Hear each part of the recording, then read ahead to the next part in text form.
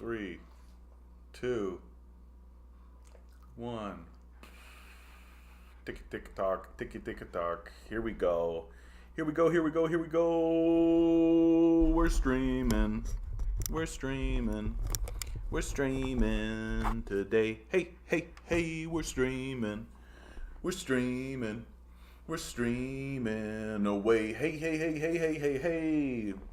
As always, guys, these days I feel like I need to begin all of these streams with a preface that I am friggin' tired. Did you guys know that capitalism is exhausting? That the primary purpose of the capitalist system is to exhaust and exploit those who are within it? Did you guys know? It seems that that's the case, that we're all just run ragged, completely off our feet all of the time, and given, what, like 2 hours in the evening so that we can watch, like, you know, a bit of Secession while sleeping on the couch, I suppose. It seems to be the way it's going.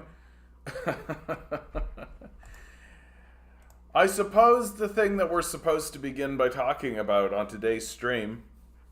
Oh, Doom to Bloom, good to see you. Near Tech. Don't know if I've ever seen you here on YouTube. You're eating chocolate cereals and it tastes good. Good for you, Near Tech. Good to see you, bud. Doom to Bloom. John, did you make sure you went to work with a can-do attitude? You goddamn right I did, Doom to Bloom. You're goddamn right I went to work with a can-do attitude. I can do it. I can do it. Look, we're all temporary beings just passing through this reality, right? Do your best. Do your best. Like, you might as well try to have a good time. You might as well try to have a good time. That's my general attitude in regards to everything, right? Like, the only... If you're having a bad time, then you're the one suffering, right? You're inflicting it upon yourself. It's bad enough that we got to deal with this stupid capitalism dumb nonsense, right? That's bad enough. So there's no sense ruining your day about it, right?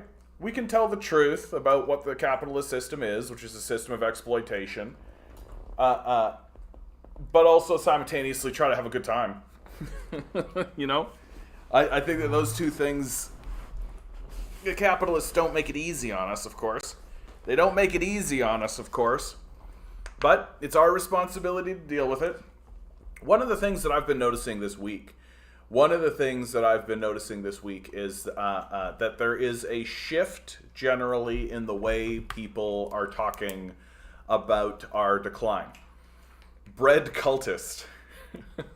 How's that for a name? Good to see you. There's a shift in the narrative. There's a shift in the attitude, perhaps, is the way that I would say it. One of the things that I kind of lament being forced back into the capitalist roles post-pandemic is that I can't do as much research as I used to. I'm seeing people who are further along in terms of a social media career. Kevin, good to see you, bud. And they are able to get back into research, and I'm quite envious of that. And so I'm sort of forced into the position of commenting more broadly. And more broadly on what I see within the culture and the commentary that gets released. And I guess it's giving me a more meta position, I suppose. I don't have the time. I don't have the time or the energy to go into very small scale specific stuff.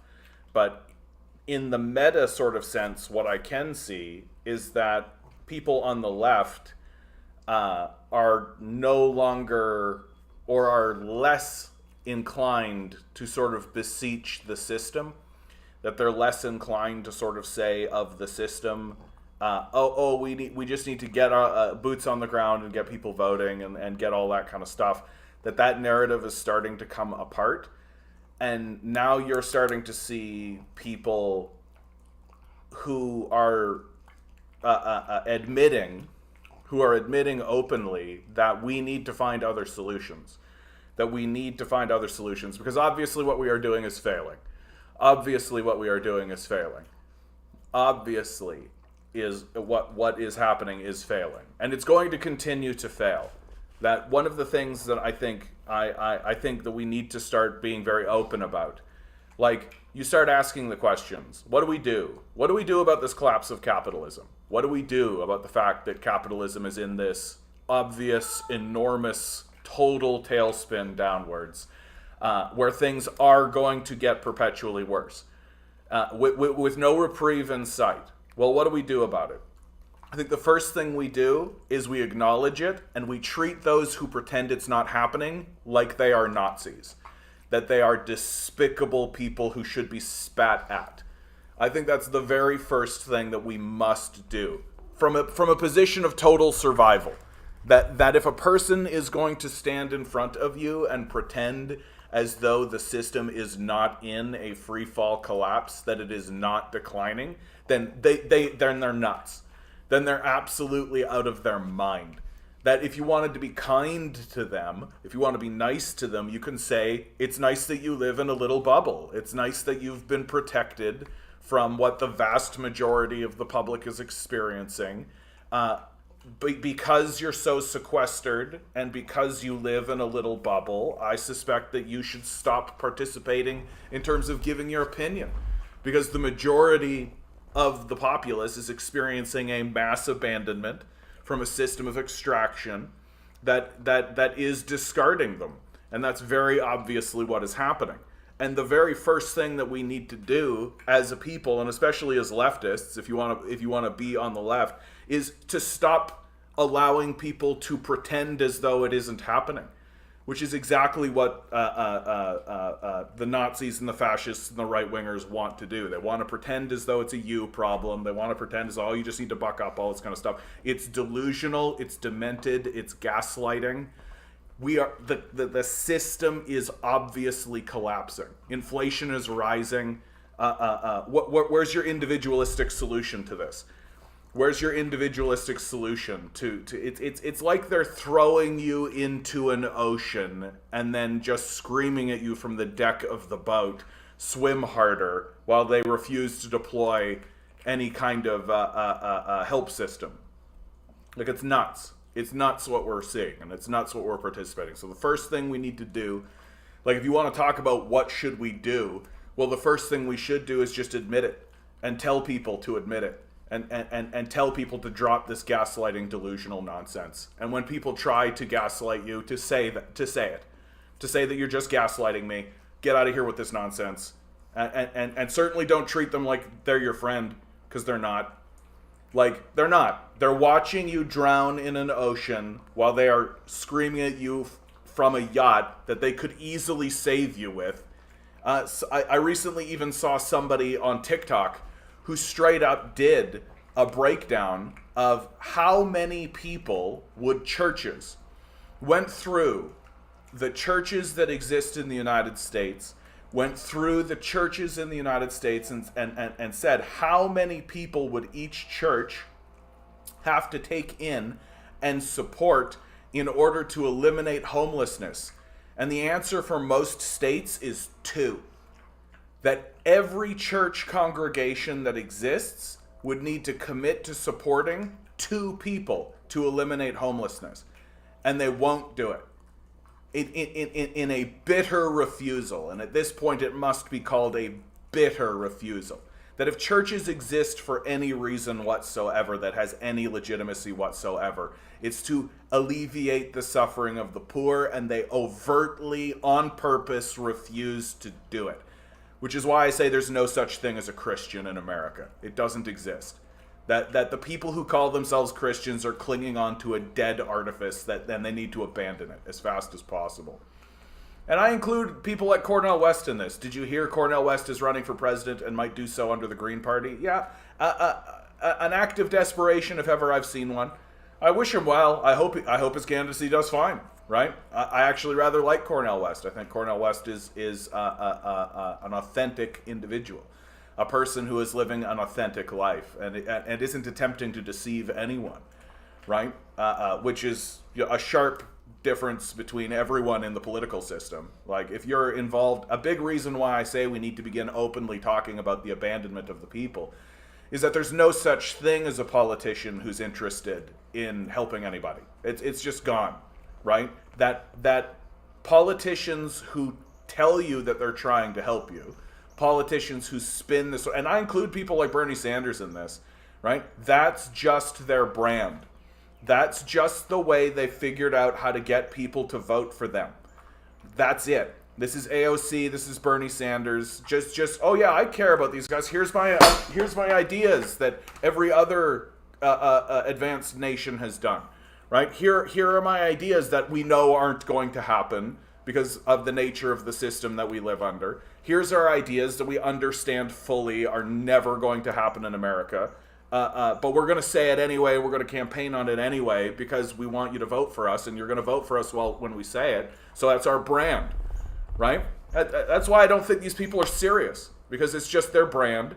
And I think what Cornel West is doing is fine, and I wish everybody would go under his banner and everybody would vote for the Green Party. I think it would be awesome. That'd be really cool. It's not going to happen, and if it did start to happen, suddenly Cornel West would die in an incident. Right? There would be a plane crash, or there would be something that would happen. Or they would just straight up shoot him, right? Like, that's a pretty common thing to happen. They would just straight up like, oh yeah, some random person who was trained by the CIA for 5 years just randomly shot him suddenly. Oh yeah, we deny all connection to that CIA asset that we trained. Yep. Just like they did to Fred Hampton, just like they did to Malcolm X, just like they did to Martin Luther, right? Like, there is no such thing as a reform in the system, because the system itself is unreformable and is irreformable. And that the people who are walking around saying, we're going to change it from within, just know that's how they get votes. And that's it. That's the long and short of that. And until we actually start acknowledging it, until we start acknowledging and talking openly and honestly about how the system is completely disinterested in helping people. It is utterly disinterested in it.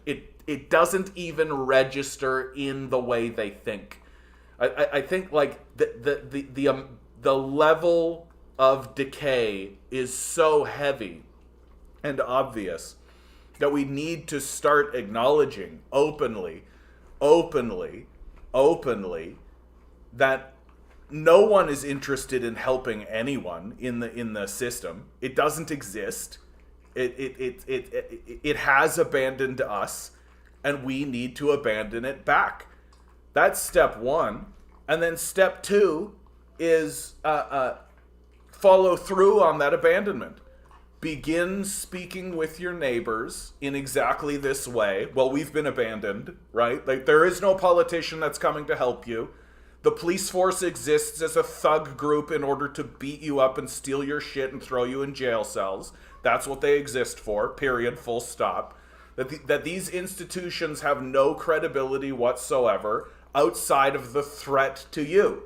That's it. That's the only thing that they have anymore, is a threat to you. And if you don't acknowledge that that's what they are there for, if you don't acknowledge that that's what they are there for, then you're just going to continue working for them and bowing your head in fealty to them. That what we need to do is begin speaking with our neighbors. We need to begin organizing with our neighbors. I have a great Jacobin article here. Toronto tenants are uniting in a mass rent strike, where tenants are getting together in tenant buildings and organizing mass strikes throughout Toronto in order to withhold rent because of the ridiculous rent increases that are against the law in many cases. Like here in Toronto, we actually have rent control, and they're just jacking the rent anyway in spite of it, because the wealthy no longer feel that they need to abide by the law. The political system and the legal system no longer works for the benefit of anybody except the wealthy. And until we acknowledge this full-scale 100% abandonment by all levels of government, it's never going to get better. That we have to make it clear to the institutions that exist in this society that we understand that they're fraudulent and without credibility anymore, and we need to begin acting that way. This is a way to do it. Talk to your neighbors, understand that you've been abandoned, and abandon these systems back. Withhold your labor, withhold your time, withhold your money, withhold everything from these people. This is exactly how we need to move forward, and there is no other solution, and there is no other alternative. because we are being ruled by systems that have no credibility whatsoever, that insist that it is up to us to justify ourselves to the systems, as opposed to the systems justifying themselves to us. And they just can't. They can no longer do it. And we know it. Adam, good to see you. That guy, good to see you. Rose, good to see you. Ligand to Z, good to see you. Adam, we'd rather be tired than live together. Yeah, even for us commies. Imagine you shared a room with a fellow commie in a 4-bedroom with 6 other commies, cheaper, less capitalism, more time organizing. I'm actually trying to do that, Adam. I'm actually trying to find a roommate. That the space that I have is too big for me, frankly. That, like, I think I'm going to try to get a roommate in order to have them take over the bedroom, put up just like a little divider here, so that this space that I'm in right now turns into a, like, essentially a bachelor pad with like a shared bathroom kitchenette, right? That would half my rent. And of course it's not ideal, but in this situation of total abandonment, we've got to make these kinds of decisions, right? We've got to make these kinds of decisions, because God knows, like, no politician's going to come in and be like, yeah, this rent's outrageous, we should reduce it. Like, that's never happening. So we've got to start making these decisions based on the idea that we've been abandoned, because that's exactly what's happened. Did Cornell run a couple of workers' unions into the ground and some other shady things? I'm unfamiliar with that. I'd like a source on that. Yeah, Cornell West is doomed to the same thing that always happens to independents. Democrats will push them out, stop them from getting traction, and will try to funnel votes to themselves. Yeah, and then Democrats will deny it. And then there's the classic, like, oh, they're splitting the left, as if the Democrats are the left. And no, they'll do everything they can to sort of besmirch it, and the fear-mongering, all of the classic stuff, right? And it is classic. It is exactly what they do. And in order to maintain power, in order to keep the ball running, in order to ensure that capitalism wins, right? Which is the core systemic function of all of this, is to ensure that capitalism wins. Bugatti boy, good to see you. Eric, good to see you too, bud. Apparently, the People's Party's mailing address is not far from the CIA's headquarters, the oxymoronically named George Bush Center for Intelligence. Yeah. Hey, I actually think that George Bush is a very intelligent man. I really do. Like, I think that George Bush did a lot of playing dumb. Like, I think that he was like a rich kid, and sure, like, I think a lot of the critiques that got put on him are probably accurate. But, like, I don't think that he is stupid. I think that the PR surrounding him that says that he is stupid is itself a grift. That, like, yeah, he's just a dumb guy. Certainly not a Machiavellian serial killer, right? Certainly not a psychotic murderer who wanted to kill 1 million people and got away with it, right? Like, he completely got away with it. He murdered 1 million people. We watched him do it. He did it systemically. He stood on an aircraft carrier. Mission accomplished. We did it. We murdered a bunch of Muslims. Fantastic. We managed to allow the American government to give us a bunch of money for going in there and stealing resources. Like, George Bush got slavishly wealthy along with his vice president. Why is that name eluding me? It doesn't matter. Does Bush do faux pas and make slips of the tongue and, like, you fool me once, shame on me. Fool me twice, you're never gonna fool me again. So what? He's one of the most successful serial killers in American history. He lives on a ranch. No one's ever gonna go after him, right? And then to turn around and say that he's dumb is weird. It's weird. Like, what a hoodwink. What a successful grift. One of the most successful con men and grifters in probably American history.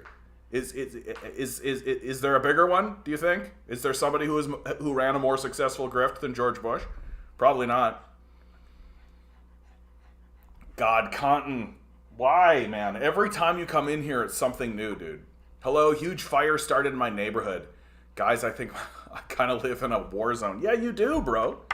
Like, you do, man. Like, I don't know what to tell you. Like, when I start talking about this idea of abandonment, like, you're the guy that I'm talking to, dude. Like, you're the guy that I'm talking to. There's no governmental force coming to help you. Like, that's not real. The only governmental force that exists now is more cops. That's it. That it's literally just, we got to get in there with more cops. And so it's just turning straight up into empire versus rebellion. That's exactly what it is. That it's just stormtroopers and then like ragtag bands of kids, basically. And it's just going to continue going down that path until it manifests that and becomes as serious as possible. Until it literally is like cops in like silver plating, holding laser blasters, right? And like kids throwing soup cans. Like, this is exactly how it's going. And it's just ridiculous. Let's not forget, they want us to be complacent. Let's never forget the elite will never do physical work and will dictate us how to live. Exactly. Anemone, good to see you. John, did you hear about what happened last Friday? I did. Well, maybe I did. I don't know, though. There's so many things that happen. Midnight says, I've heard that the People's Party has some weird connections to the far right, and they've run on the platform before. Could be hearsay, but I've heard it nonetheless. Yeah, I mean, no. People's Party has connections to the far right. Of course they do. I've been paying attention to the People's Party of Canada for a long time, and like, you don't need to create weird connections. You just need to read the party's platform. Like, if you go to the People Party of Canada's website and read the platform, you're like, oh, this is like fascism. Like, that's what this is. That just straight up like, eliminate the government, empower corporations to rule us. The only laws that should exist are the ones that empower corporate power. Like, oh, it's just straight up like naked fascism. And then like, you're shocked that like, yes, I support the People's Party, and I got this Nazi swastika when. Like, big shocker, right? Big shocker. How am I, Anemone? I'm tired. I'm tired, man. I feel like I'm in a good place, though. Like if I were to take stock of myself right now, I feel like I'm in a good place. I think one of the things that's really helping me through right now is really understanding and realizing that I am a transient person, like a transient being. That this is all temporary, right? That we're all just passing through. That I'm mainly just an observer, right? Like an observer of everything that's going on around. And like, we're all trying to survive it and all trying to make good decisions for ourselves, but we're mainly just like observing it, right? That to me, the true tragedy of capitalism is that it's not permitting huge sections of the populace to attain any sort of awareness outside of base survival. That to me is the true tragedy. That when I'm not doing this cast, when I'm not doing this and like trying to do a little bit of research for this, I, like everybody else around me, mainly live in a state of base survival, right? And perhaps I can attain some kind of level of basic enjoyment, right? To get out of that sense of base survival. But like, that's a true tragedy, that a people should be wasted so. Especially when we're living in such a high technological era, when we're living in this era of mass communication, when we're living in this sort of place, that the society should be squandered so thoroughly into this pathetic pursuit of base survival. When we could easily feed everybody, it would be so easy, no problem whatsoever. We could house everybody, again, super easy, no problem whatsoever. The only people it would offend are narcissistic psychopaths, and like, I don't know why we should be making decisions based on what they think. And but because, you know, I feel like because of the acknowledgement of it, the acknowledgement of the absurdity of all of this, and also the understanding that this is all very temporary, that like, we're just plugging along and then we'll all die and there'll be something else, right? Or maybe nothing, or who knows what it is, right? But it isn't this, right? So we're all just here to experience it, to observe it, to comment on it, and then leave. And my commentary on it is that it's as stupid as it can get, and future generations will see how stupid we are. Like, stupidity is the ethos of the era. Like we like to pretend like we're in the information age. Oh, we're in the technological age. Nope, this is the age of the dullard. This is the stupid age. That we have all of this ability at our fingertips, and instead we choose purposefully, on purpose, to squander it. For nothing. Like, for nothing of value whatsoever. Just so that a couple of guys could be like, I'm so powerful. Who cares? Like, who cares? It's the most childish, the most stupid thing. And I'm doing great. I'm doing great. Hey, Leon, good to see you, bud. Also, did you hear about Pablo Gonzalez, an Italian journalist that's being held in prison without charge by the Polish government? The Polish government doing something fascist? What? I can't believe that the Polish government, of all governments, would do something fascist. Yeah, dude, like, we're watching this decay. Like, the Julian Assange story is essentially the only thing that you really need to know about when it comes to these sorts of stories. Like, Julian Assange basically doesn't even, like, leak anything. He just publishes the leak, right, to tell people about American war crimes. And look what they've done to him. Like, look what they've done to him. Like, it's criminal, like, literally criminal what they're doing to him, but it doesn't matter. There's no credibility in the system anymore.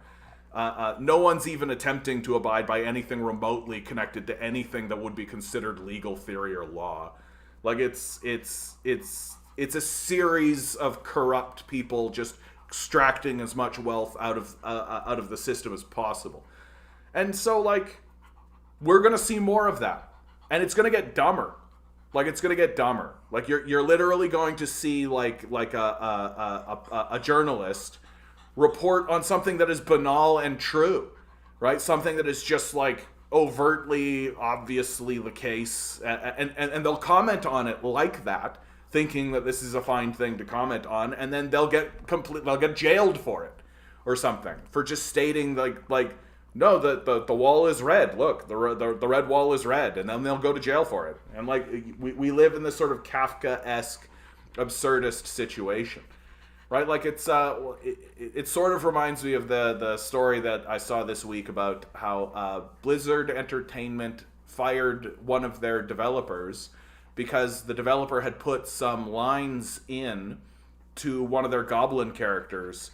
And it was all just general, banal sort of corporate speak, right? And just lines that you would expect like a money-hungry goblin to say, but they fired him for it. And it's like, oh, like the corporate CEOs are taking it personally. Their children, obviously, and they're literally firing a guy for having a goblin say something that makes corporate CEOs look greedy, which they are, obviously.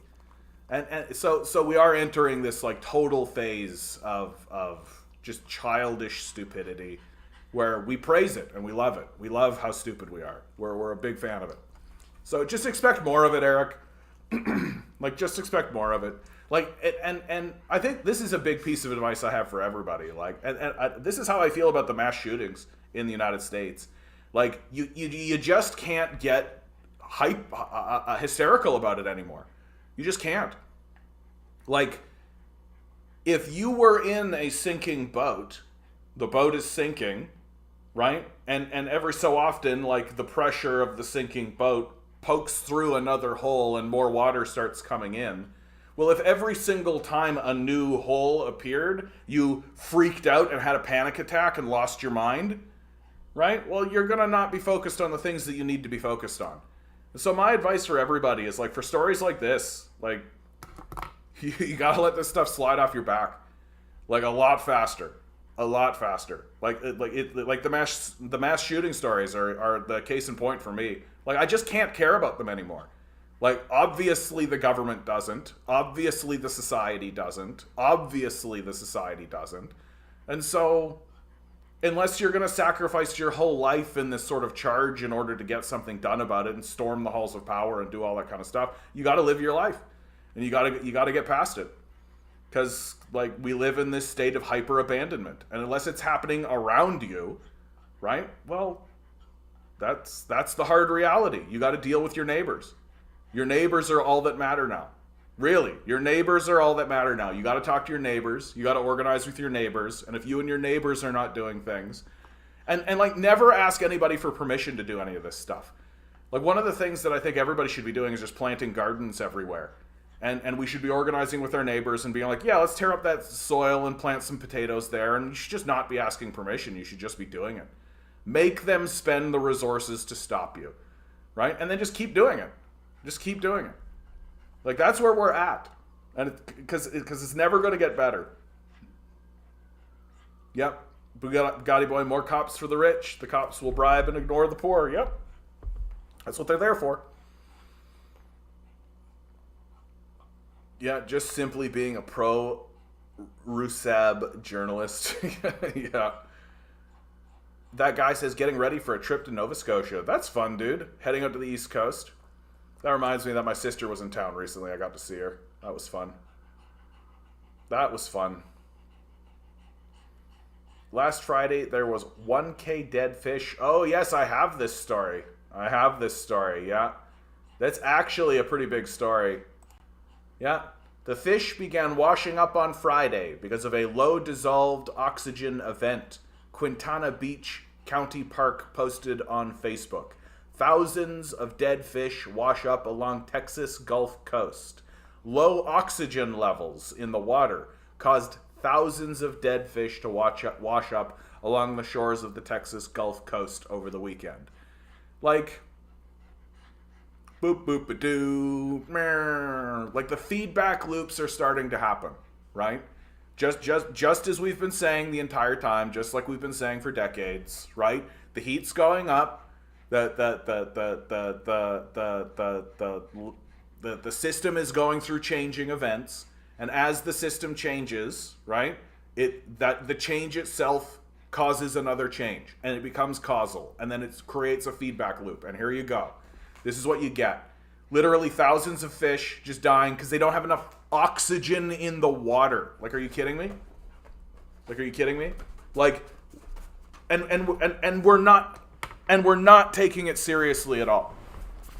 Like, I literally have an article here from the National Post that's talking about how Danielle Smith, the new leader of the new premier of Alberta, won't sing the climate change tune for good reason.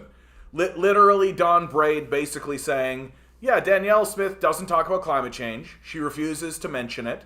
And it's because her base would shit can her if he did, so she's right to do it. That's basically his entire argument.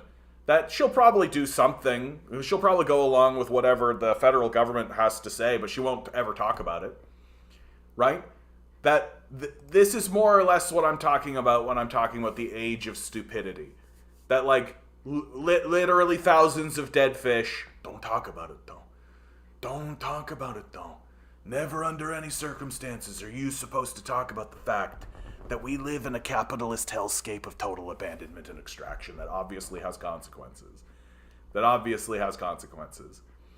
And then we're just told to sort of deal with it, right?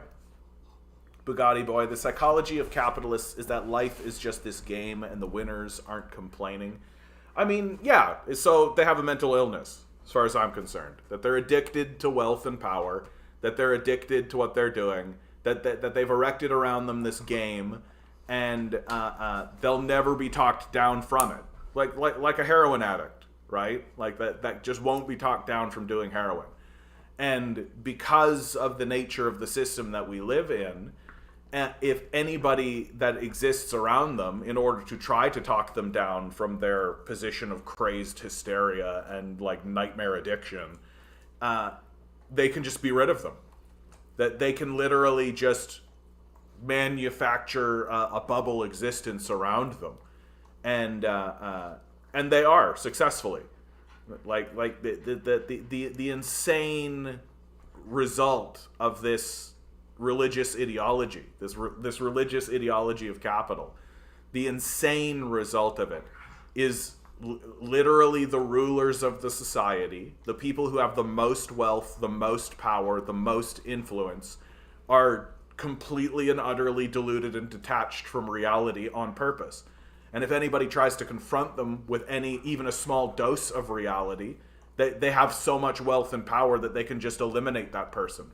They're just not part of their life or discourse. Like, it's insane, and it's going to destroy us. And I really am at a point now where I'm like, yeah, that's fine. Like, I don't think humans passed the bar. Like, I think that there's something here. There's something here in humanity that the next iteration should learn from. But it's not humans. That humans are a dead end. And we're a dead end, I think, because we can get enticed by little baubles, mainly. That, like, just little baubles of our own creation are more important than drinking water. That's in my view, that's precisely the problem. That we get entranced by games we ourselves have created instead of food and drinking water. Like, you're not going to survive. We're going to hit an evolutionary dead end. The universe, the world is going to backlash against us, rightfully so. There's going to be a reset, and then the next iteration will come up, and hopefully take a look at whatever artifacts we managed to leave behind and be like, this is why these people failed. Because we are going to fail. Like, I don't think that there's hope for humanity. That we are the first attempt. Like, that's what I think. That we are the first attempt. That the system is spitting out something in order so that the earth and reality can speak with itself, right? That's what's happening. That's the iterative process. That it's creating something so that something can talk to itself. And instead of spending the time building the foundation so that we can actually speak to each other and speak so that the universe can learn something about itself, instead of that, we're like, money. So we deserve to be eradicated and have the next iteration come up. And hopefully it'll learn something from us. But we'll see. I mean, we won't, obviously. We'll be gone. But the whole, like, humanity will go into the stars and become the space for... Not like this. Can you imagine if we tried to go into space like this? Can you imagine what that would look like? I can. It would be a disaster every step of the way. It would be a constant clusterfuck disaster. Just explosively bad. And the only way that we're ever going to pivot out of it is through full-scale revolution. There is no other alternative. Just the full-scale abandonment of this system, because it has no credibility. There's no credibility left in it. Like, we can't rely on the wealthy. We can't rely on the politicians. We can't rely on the legal system. We can't rely on the banking system, right? We have to organize with our own neighbors. We have to talk to our own neighbors, and we have to do our own things. That's the long and short of it. Christopher De Silva, good to see you, bud. John, how do I feel about Olivia Chow as mayor? She's going to be another one. That's all. She'll be as effective as the last one. That's it. Like, I have zero faith in these people. Like, Olivia Chow's brand is tilting her head and saying, that's her whole brand. And she'll get in and maybe she'll do, like, one thing that people will always point at and be like, look, it's the one thing. It's the one thing that she did, that one thing. Can you believe it? That a politician who's been in power for decades and decades and decades and decades managed to do one thing that improved your life by 0.2% that one time. And we're all supposed to go, yeah, that's worth an entire politician's entire life. That makes complete sense that her whole political career can be boiled down to a single improvement of 0.2%. Well, she handed how much money to corporate power? Oh, yeah, okay. Like, I think Olivia Chow will be another one. That's all. That she'll be as good as Tory, and she'll be as good as Ford, and she'll be as good as the rest of them, which is about the same. Like, I don't really think there's much of a distinction. Like, once you finally, like, carve through the PR, right? Like, Rob Ford had crappy PR, right? Because Rob Ford, his whole strategy was just talk to people. That was his whole strategy. He didn't actually have a job, right? He was born a millionaire. His dad was also an MP. And so Rob Ford was just spending his whole life walking around being like, hey, vote for Ford.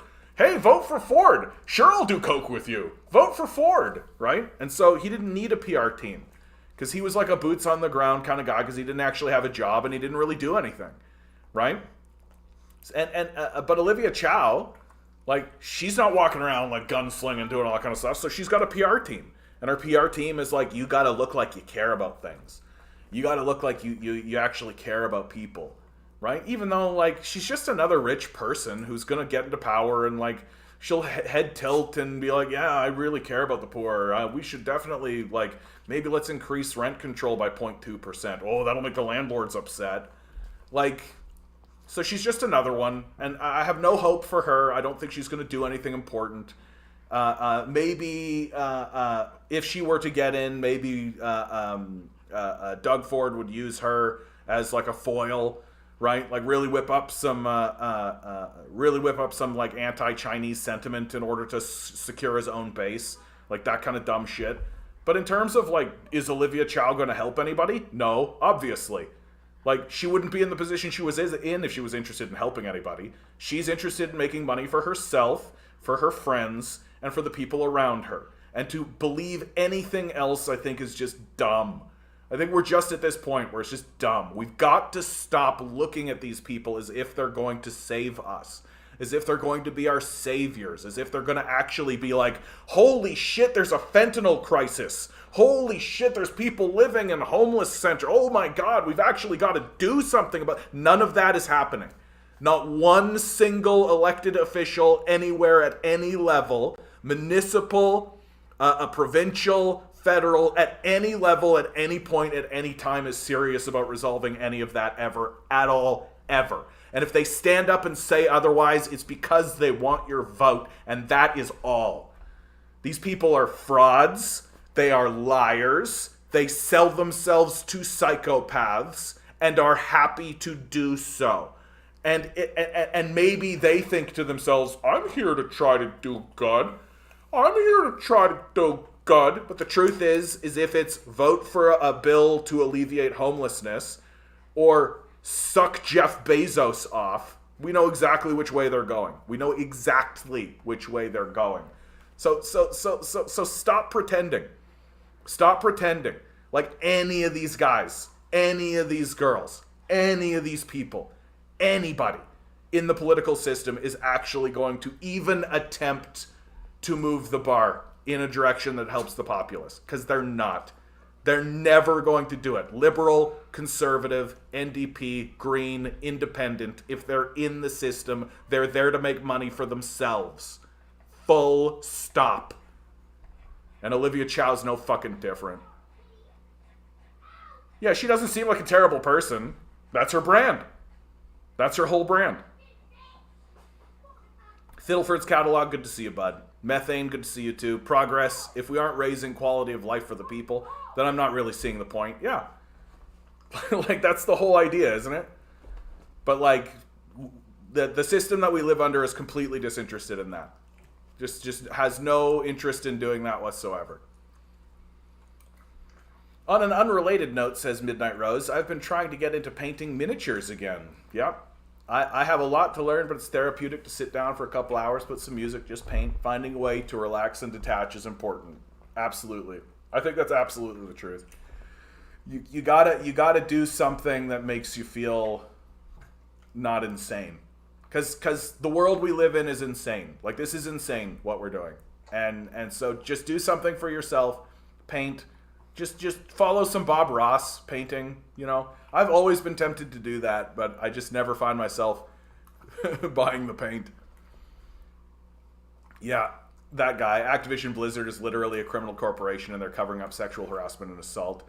Yeah, not to mention their tax evasion and union busting.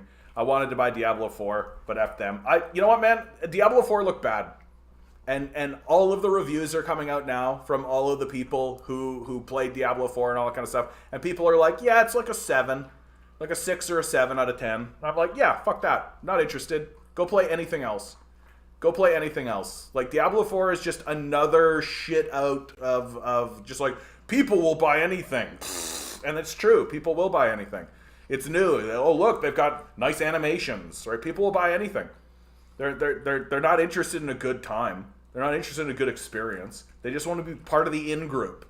And Blizzard gives that to people. Be part of the in group. It doesn't matter that what you're doing is stupid or dumb or pointless, right? Or bad even.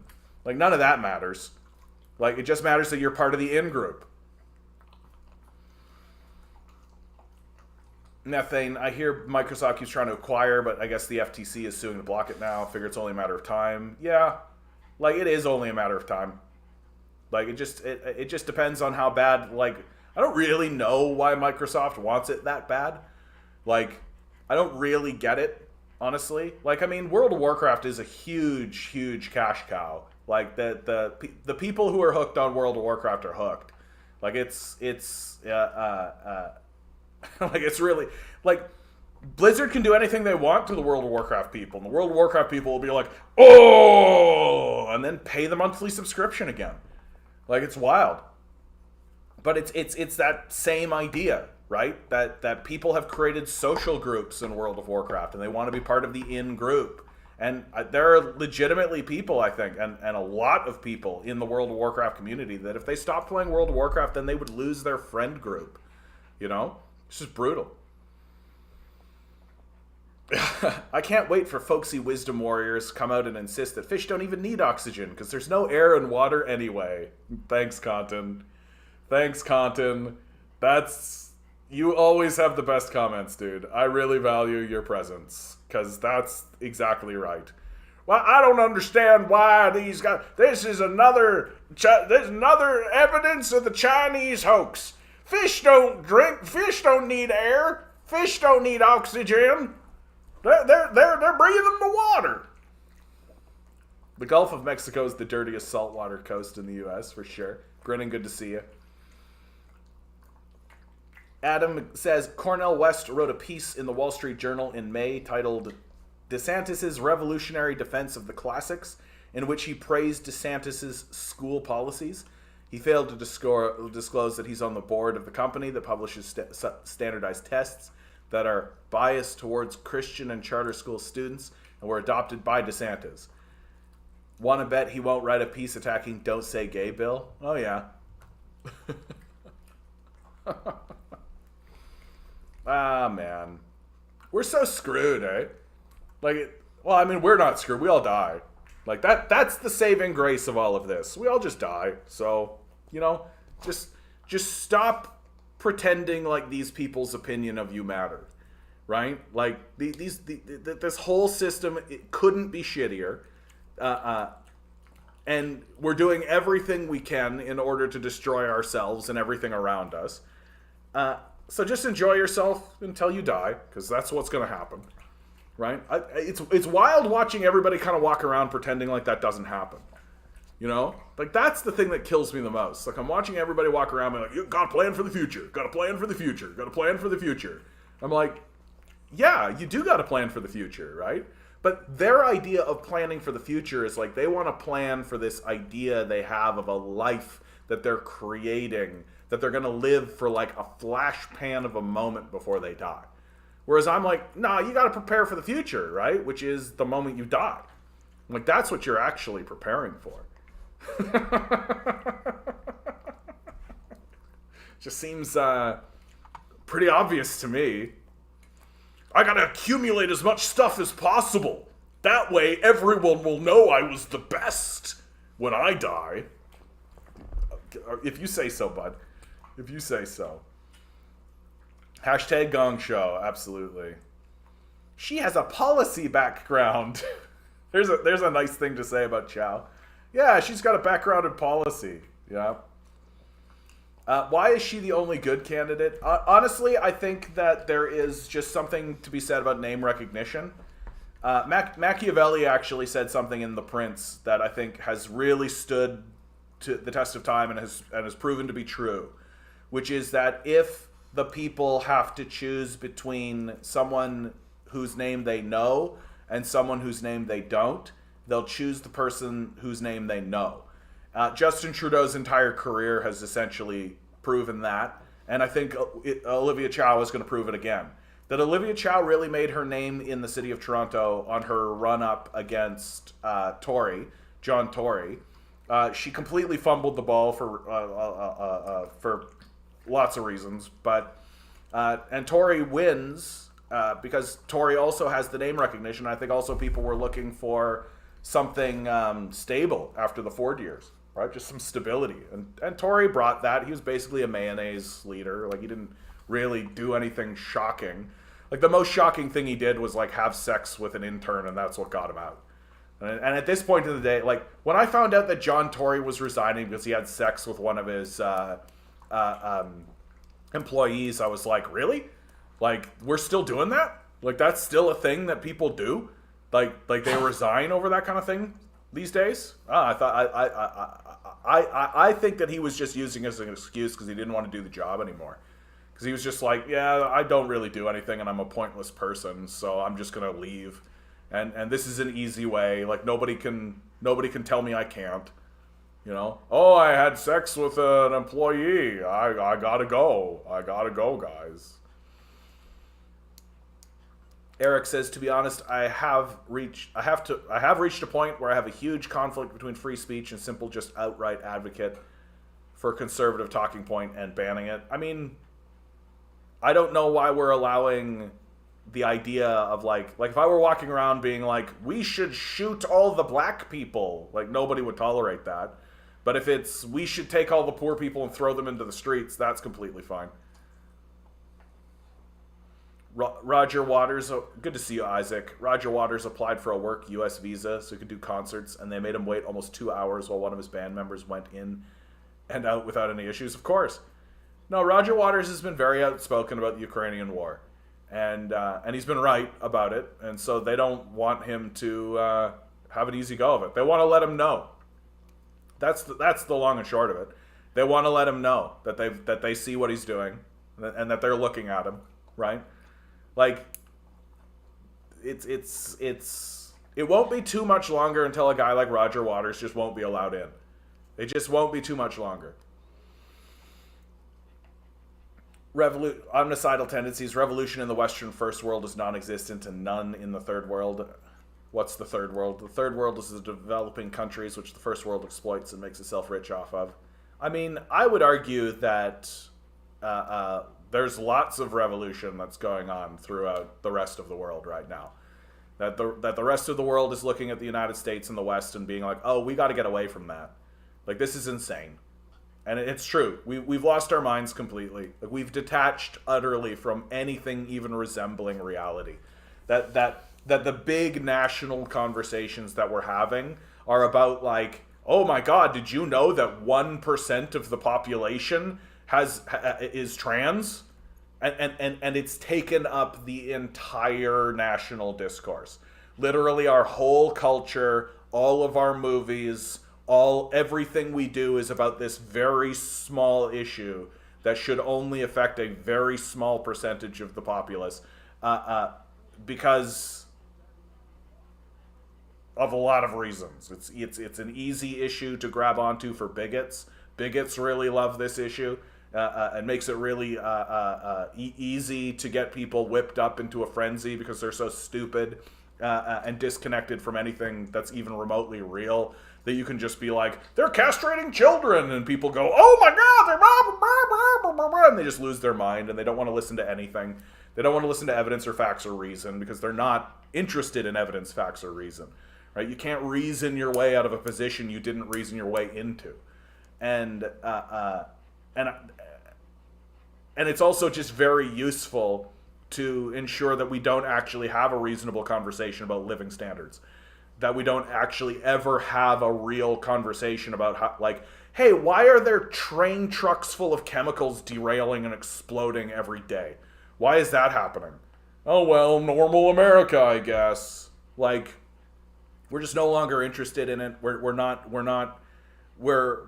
And because we're not interested in helping ourselves, the rest of the world is really seeing like, oh, okay, like, these guys aren't even trying to improve their own quality of life. Like, what's going to happen if I go over there? Forget that. I'm going to stay home. I'm going to stay in my own country, right? Like literally, Donald Trump gets in, and Kamala Harris said straight out, "Do not come." Right. So it's like we're entering this period of like full scale revolution against the global system. That the global system, like the American global system, was supposed to be the end of history. It was supposed to be the end of everything. That everything was just going to become liberal democracy, and we were going to live in a prevailing peace and blah diddy blah diddy blah. And the rest of the world is now seeing, yeah, these guys are nuts, because we are. Like we're Looney Tunes crazy go nuts. Like I think the perfect icon for the day is Harley Quinn. I think Harley Quinn is just like absolutely perfect. Like beautiful, you kind of like her, right? Very playful, will murder you for fun. Will murder you for fun. Right? It's perfect. I hate it when it jumps down like that.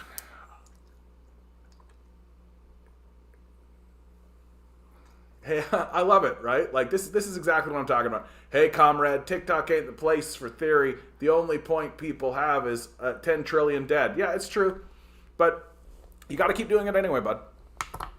That's the tough. That's what we learned from Comrade Thomas Sankara, right? You got to explain and then re-explain and then re-explain the explanation and re-explain. You got to keep doing it. You just gotta. The other way is just to kind of fall into a sort of sense of hopelessness. Right? Just do it anyway. That's all. Just do it anyway.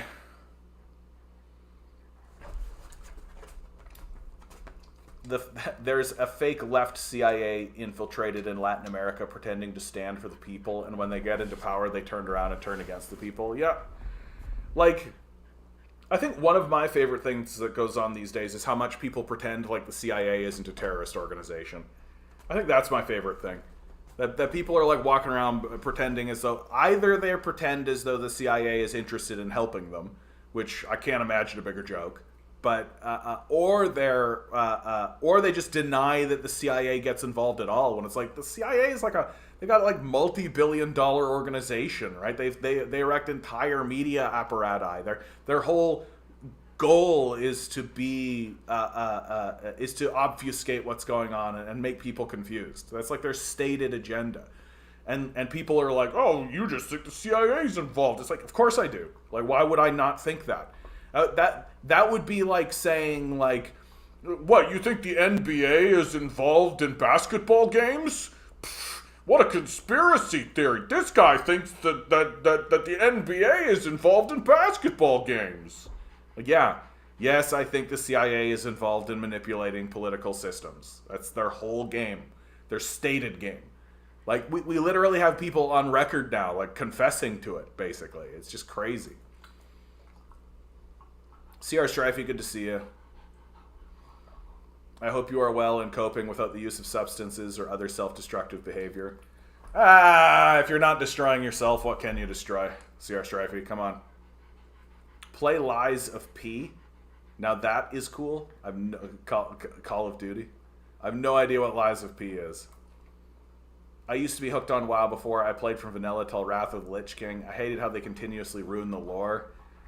Yeah, for me, I played World of Warcraft as well, and when World of Warcraft first started, the highest level content was 5 players, and I thought that was great. I thought that, like, oh shit, I'm gonna play this game forever. This is like D&D for like techno nerds, and me and my friends were just gonna play 5-man raids and do WoW forever, right? That's what I thought that it was gonna be. And then but the reality is that the Chinese market didn't respect that. That at the time, there was an MMO in China where the highest level content required something like 1,600 people to simultaneously be involved and play in order to win.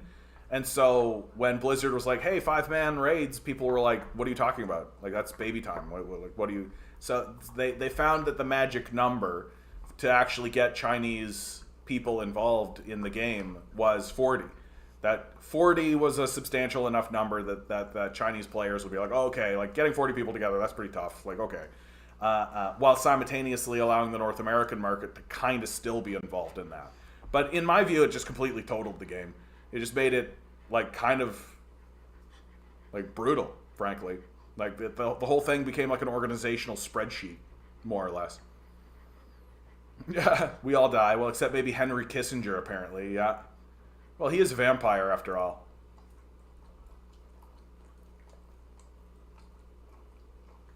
I'm skeptical.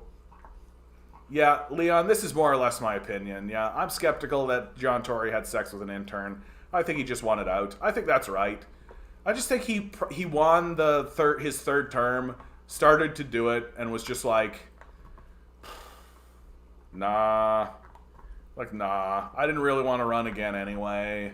Yeah. I just think he didn't want to do it. And so he left. He found, like, the one excuse that everybody still is like, well, yeah, I mean, I guess you can't have sex with an employee, you know? Like, Donald Trump's out there, like, literally stealing classified documents. Although this Donald Trump indictment, man, what a bunch of theater this all is. Like, does anybody actually think this is going to resolve into anything? Or does anybody actually think this is actually going to result in anything? Wagner PMC is Russia trying to do CIA shit. Yeah, they're just worse at it, Robbie. I think you're right.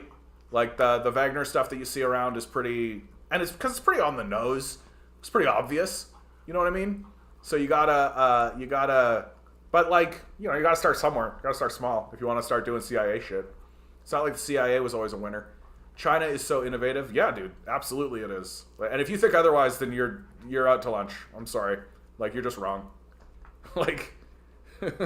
like big yikes. Big yikes. And I love this comment, actually. We got a guy named Girlfriend Lover. Just 4 hearts. Gotta tell you, bud. I'm glad that you love your girlfriend. That's real nice. I can tell that you're a lover. We're all talking about World of Warcraft now. I still love the Facebook poll that showed that posts and comments about trans people overwhelmingly come from the right. Yeah, they care way more about this issue than normal people. Yeah, well, and it's for a lot of good reasons, right? Like, it gives people a... like, it's become culturally normal to bully these people. That's really what it comes down to. Is that they're such a small group. They're such a small group that that they can't really organize and fight back in any kind of meaningful way. And I would say that the vast majority of the rest of the populace isn't going to put their skin out there in order to defend them. And so it's just kind of become culturally normal to bully these people. And that's, you know, if you're on the right, that's kind of what you're about. You know, like you're about finding smaller groups or out groups in order to bully them. You're not interested in you're not interested in reconciliation or any of that kind of stuff. So, I mean, I'm not blown away by it. Pittsburgh, dude, good to see you, bud. In France, they're in the streets over the increase in pension age. In America, yeah, they're dumping out Bud Light. Subscribe, maybe. I wonder what humanity plans to do after oil runs out. Seems like turning a blind eye to something inevitable. Yeah, this is basically the tactic that I've taken now with the right. Because the right is so disconnected from reality and not really interested in engaging seriously with reality, I just skip over the climate change conversation completely now, right? Like I don't like if a person's gonna stand in front of me right now and say that climate change is a Chinese hoax, then I'm just like, okay, like I'm dealing with a flat earther. I'm dealing with somebody who has decided on purpose to disconnect from reality. So just skip over the climate change conversation completely with these people, because at this point, if you're not convinced, you can't be convinced. It's simply not going to happen. And skip to a point that even these people can't deny, right? Which is that we run out of oil, right? Even the most like Trudeau is starting forest fires out in the wilderness in order to shore up his climate change hoax narrative. Like, even those sorts of people, like, we run out of this stuff. Like, we run out of this stuff. And the best you'll ever hear is like, well, we'll come up with something. It's like, okay, well, what? Like, what are we going to come up with? Like, what's the plan here? Because, like, we do run out of this stuff. And once you start talking to some of these guys about, like, hey, we run out of this stuff, then you get, suddenly they start talking like climate change experts. Suddenly they're just like, well, here's a solution, here's an idea, here's a thought that we could all get behind. And a lot of these guys, frankly, a lot of them are starting to just say, we should just do nuclear. We should just do nuclear. Well, that's what I'm seeing. A lot of these guys are finally just like, well, if we're running out of that, then why don't we just fire up some new reactors, right? And they're all getting behind that, which, I don't know. Why not? Let's irradiate this place too. Yeah, Mr. Moon, the most self-destructive thing I do is my job. CR Strifey, something for sure not right with Tory banging a secretary for sure. Bill Clinton survived impeachment for blowjobs from multiple women. Yeah.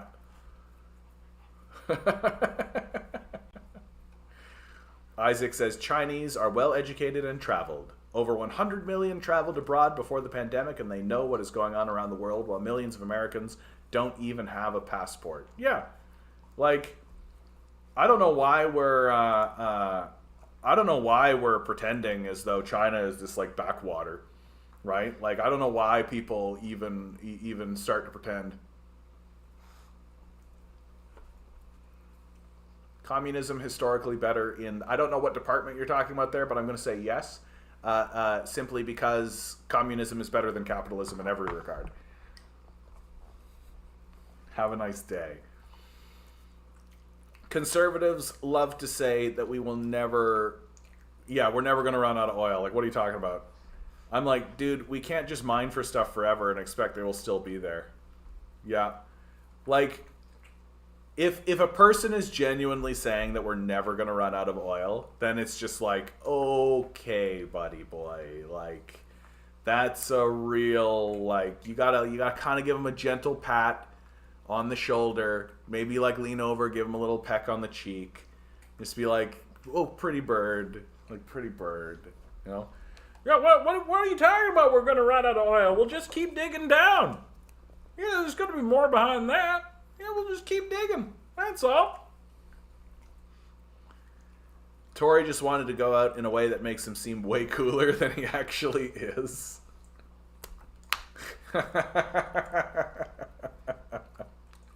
That's so funny, man. Because, like, yeah, like, Tory's the most boring, like, what I always said about Tory is I rarely agreed with the decisions that he was making, but the decisions that he was making were at least reasonable. You know? Like, he wasn't like Ford, and I think that's what people were looking for, is they just wanted a guy that they could, like, look at and be like, oh, okay, he's making decisions that are understandable, and you sort of get where he's coming from. But, like,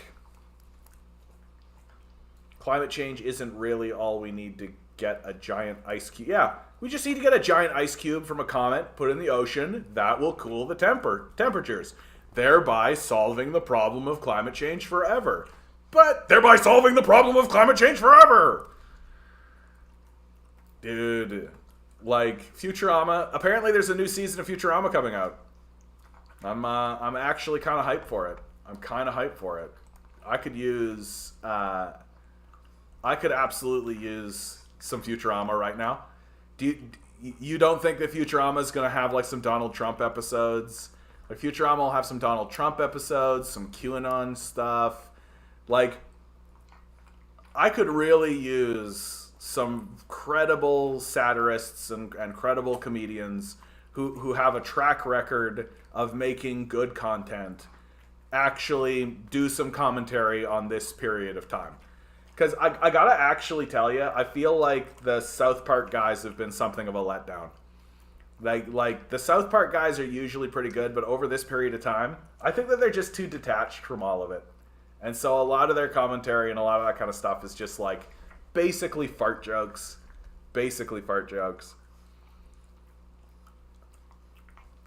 Midnight Rose says, I think a lot of people think China is a backwater because they simply don't know how much it's progressed in the last 20 to 30 years. Yeah, it's staggering how we simply aren't told about it. Well, and it's easy to find out that that's not true. It's super, super easy. You guys know how easy it is. In fact, let's all do it together. Let's all go to the YouTube. Let's all go. Come on, John. YouTube. Let's all go to the YouTube. and take a look at China walk around videos.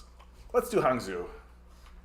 Like, I think that you only need to watch one of these walk around videos for 15 minutes, maybe not even that long, before you really start to put together that, like, oh, like, China is actually like a really modern, really advanced, like, civilization. Like, some of the stuff that you see in these walk around videos, like, and the thing that I think I've always been impressed, I've seen maybe at this point maybe 20, 30 hours of China walk around videos. The streets are always clean, no homeless people anywhere. Everybody looks like they're having a fine time, right? There's no nonsense ever going on. And I can show you walk around videos like Philadelphia. Philadelphia is the easiest one. You just type in Philadelphia walk around video and you just get like homeless people everywhere, tent cities, fentanyl use, like in the streets in public. Like it's really, really gross. Like it's really, really gross. And I've just never seen anything like that.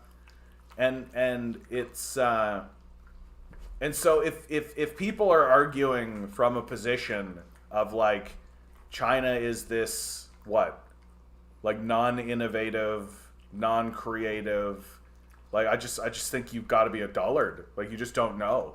Like literally go to YouTube, type China walk around, click any of these, and just see it with your own eyes. Like you cannot deny the creativity, the innovation, the dedication of these people. Like I'm sorry, like you can't see these cities and pretend as though these people haven't figured something out. Like you just can't.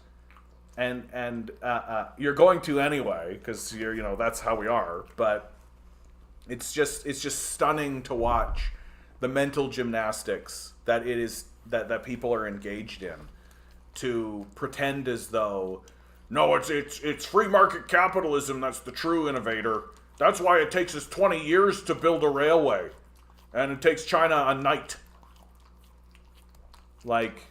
We're in this like real bonkers backwards state where we think we're king shit and we're actually the stupidest, and the rest of the world is seeing through it. Like it really, like the rest of the world is going, oh, like this whole American empire thing that we've all been attaching our wagon to is actually just backwards. Is actually just backwards, and it's not getting better, nor will it get better. Yeah, the South Park guys admit they're kind of burnt out. Yeah, it shows up in their work, frankly. Like a lot, and what's interesting, and like let me be real clear about the South Park guys. Their stuff's still good. Like it's still good. It's just a lot of inside baseball now, right? It's a lot of like they did a whole season where Randy Marsh went and like did a pot farm, like I feel like that's just sort of a reflection of these guys, that they're just kind of like, man, we'd love to just retire to a pot farm. And they're not really like, what did they do with Trump? Basically they just made Trump Mr. Garrison, and then that was it. Like there wasn't really any kind of like anything there ultimately. It was just kind of one big fucking fart joke. Eric says, the part that I find so frustrating is the narrative that the reason of China's success was the free market. It has nothing to do with Mao's revolution. Yeah, what was done in order to set up for Deng's reforms. Yeah, like the history of China's growth and the history of China from Mao to Deng to Xi Jinping. Like it's just free market capitalism. That's all. Certainly had nothing to do with the plan. Certainly had nothing to do with the constant cultural conversation that's always ongoing within China, right? Certainly has nothing to do with the people themselves. Certainly has nothing to do with any of that. That like, that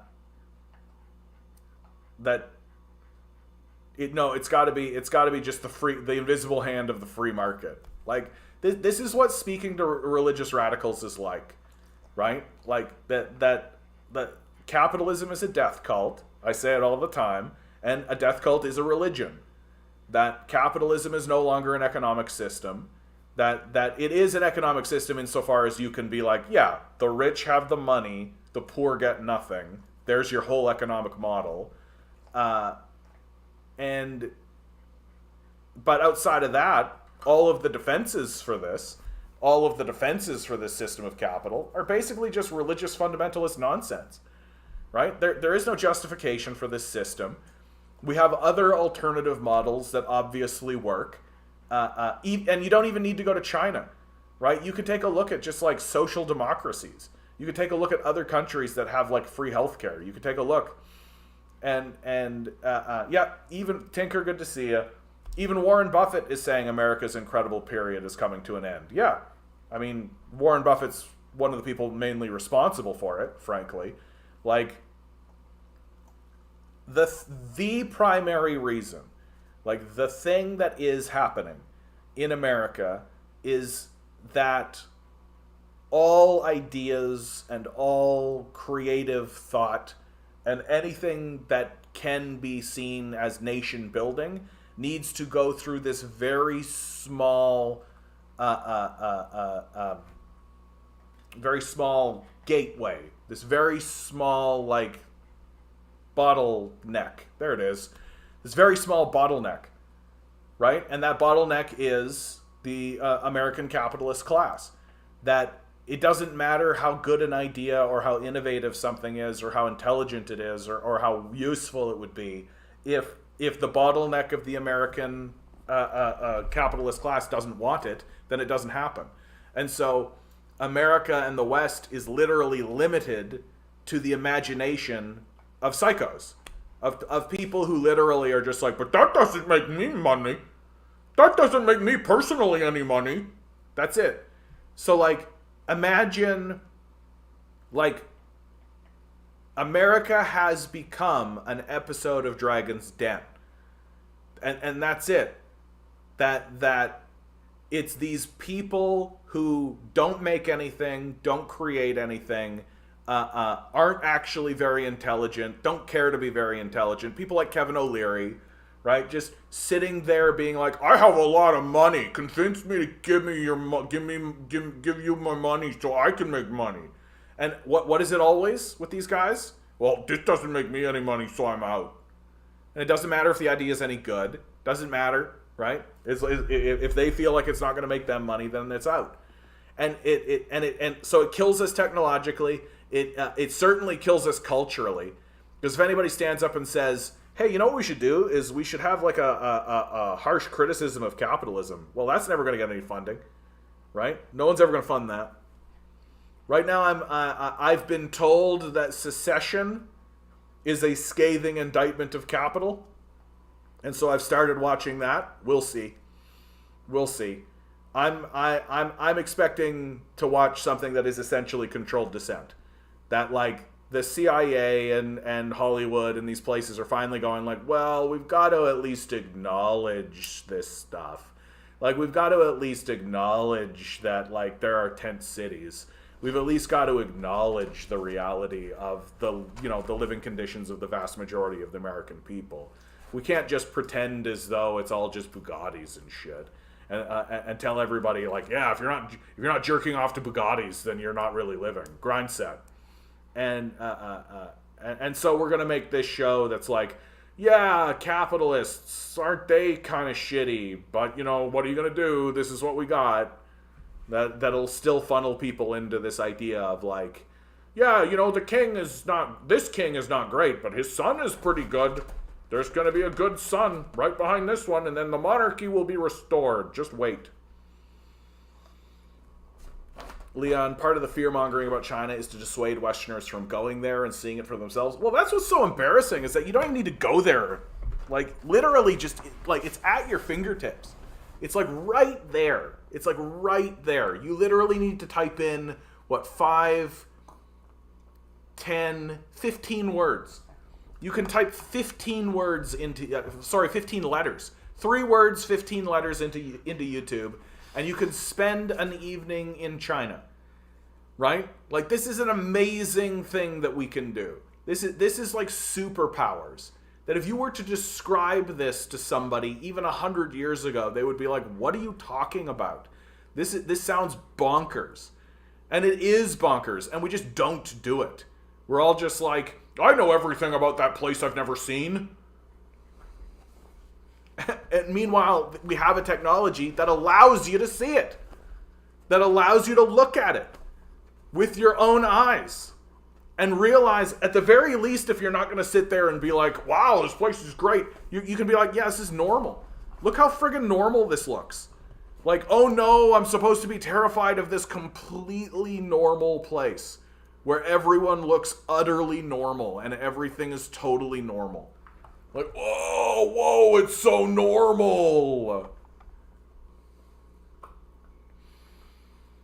Midnight Rose says, it also bothers me that people try to take the great man theory, the capitalist economics, and apply it to China to understand it. China can't be understood through these lenses. It ends up as nonsense. Well, the great man theory is nonsense to begin with. Like, the idea that, like, history turns on the head of a single individual. Like, it's so... I feel like the reason why this great man theory gets put forward by capitalists is because capitalists want to believe that they themselves are the great man.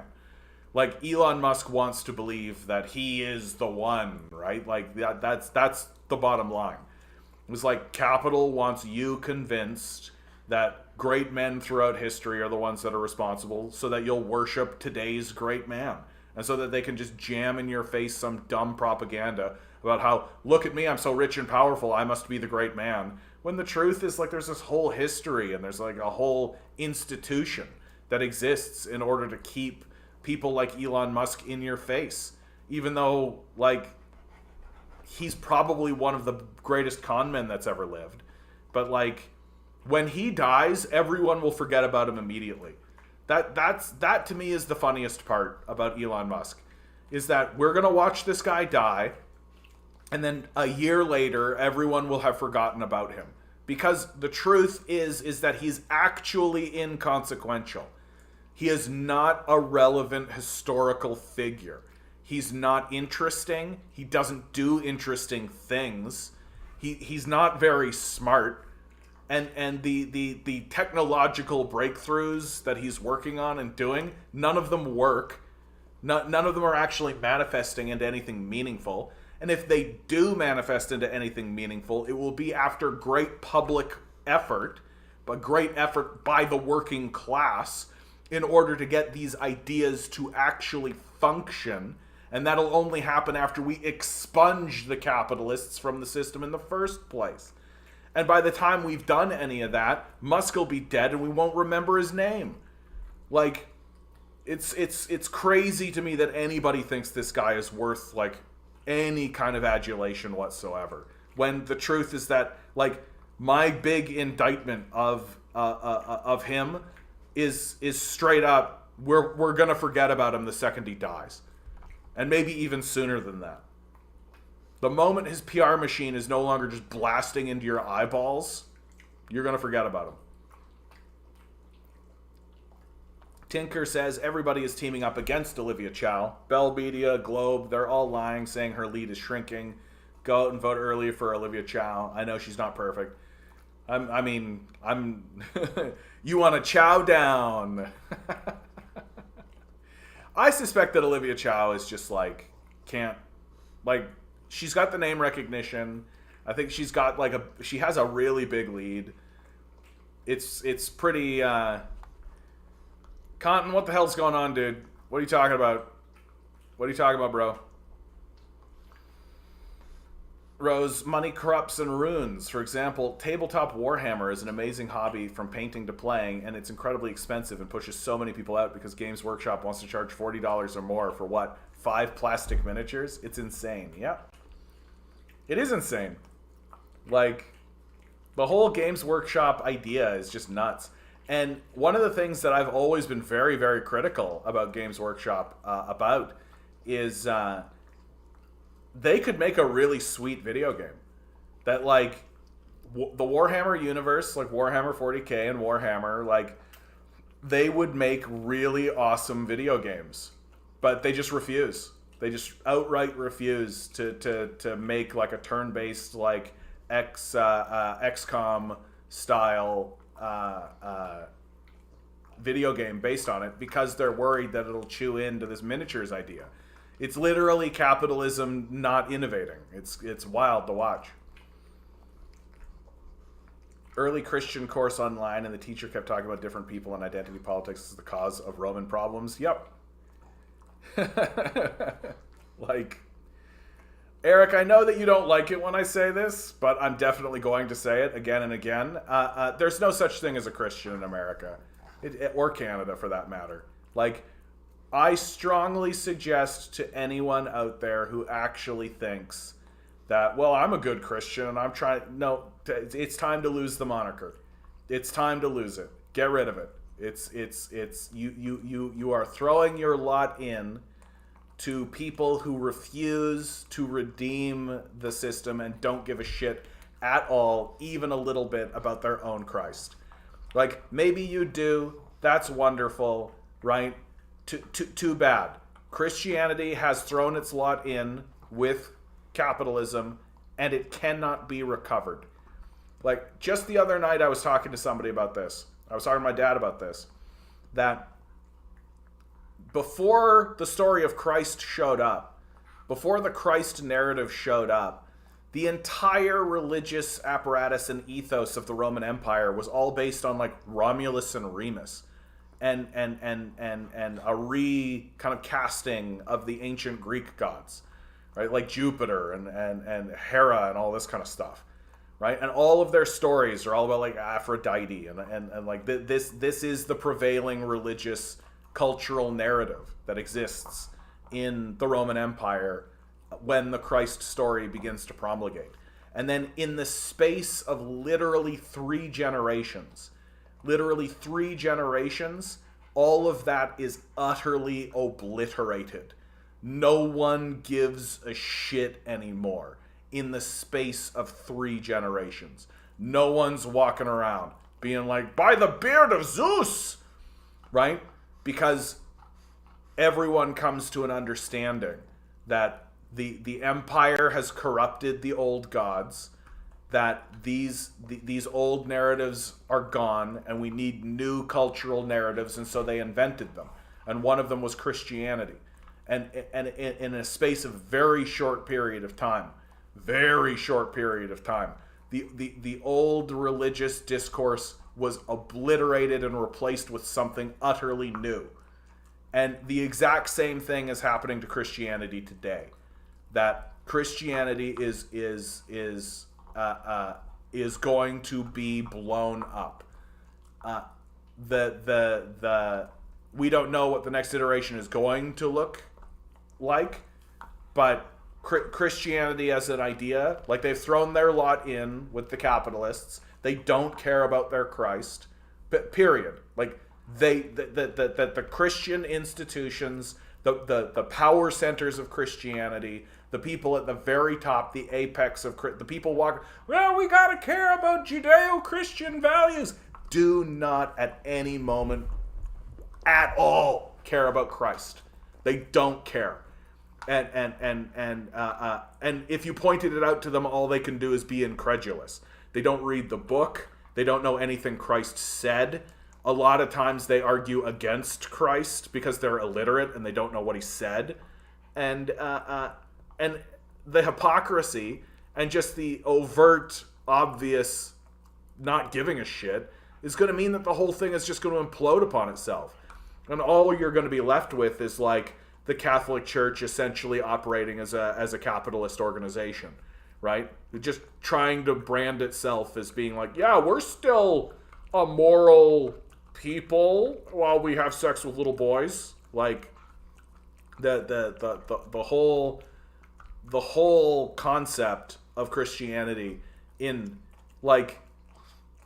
my lifetime. Like, I think I'm going to be 80 talking to like an 18-year-old kid, and that 18-year-old kid will consider Christianity to be like a weird little kooky cult. And they'll be right to do that. That's the correct thing to do. Because no one has worked harder to kill Christianity than the Christians. No one.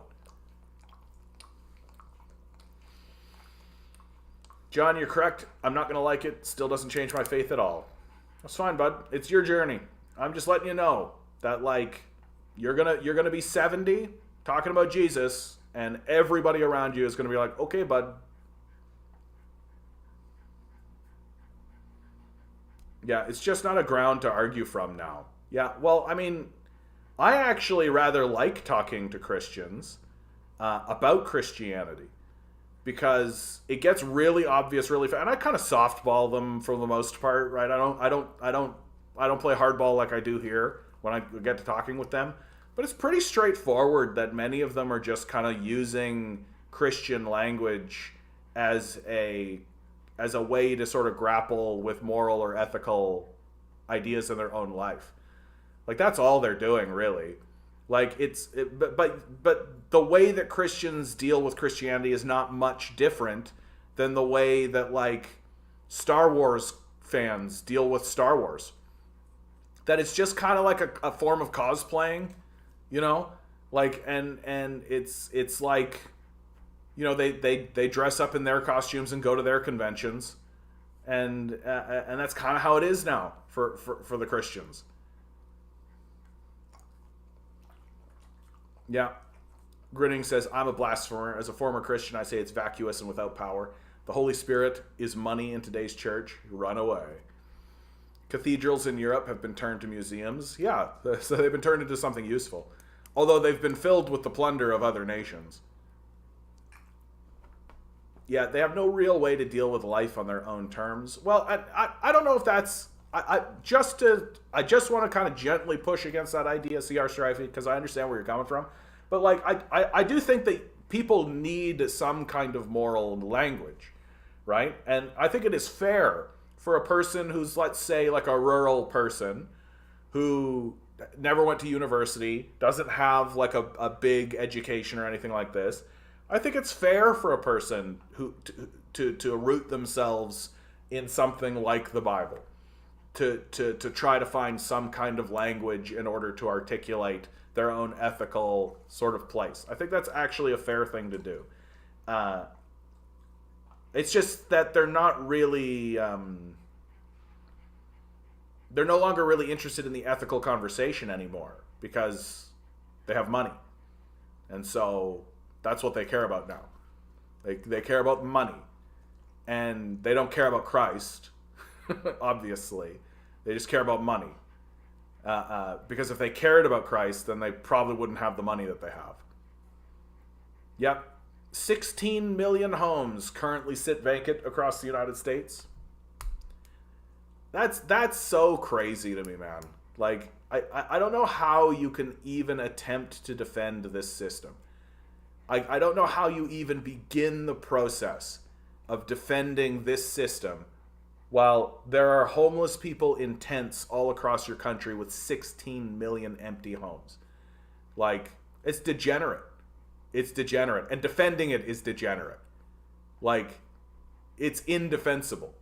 Your whole idea is basically, those people earned those empty houses. Shut up. Like, it's embarrassing. It's embarrassing. Like, that guy has the right to make other people suffer in homelessness.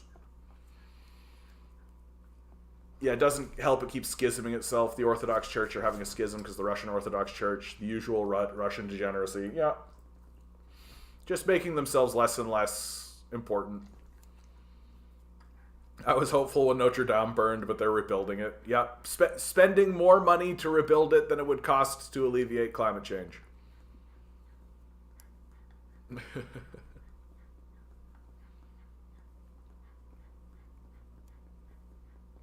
and then the chat degenerates into Warhammer conversation.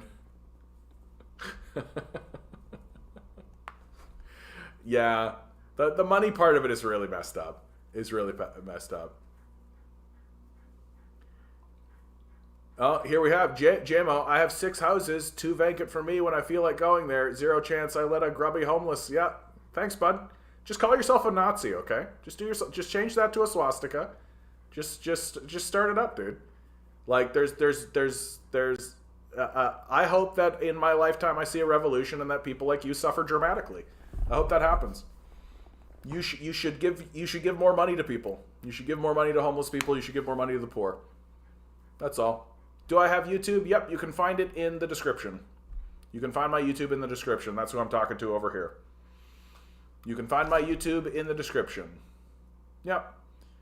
No, people like this are actually quite pathetic. What am I fighting for? Replying to TikTok today? Every so often I do. What am I fighting for?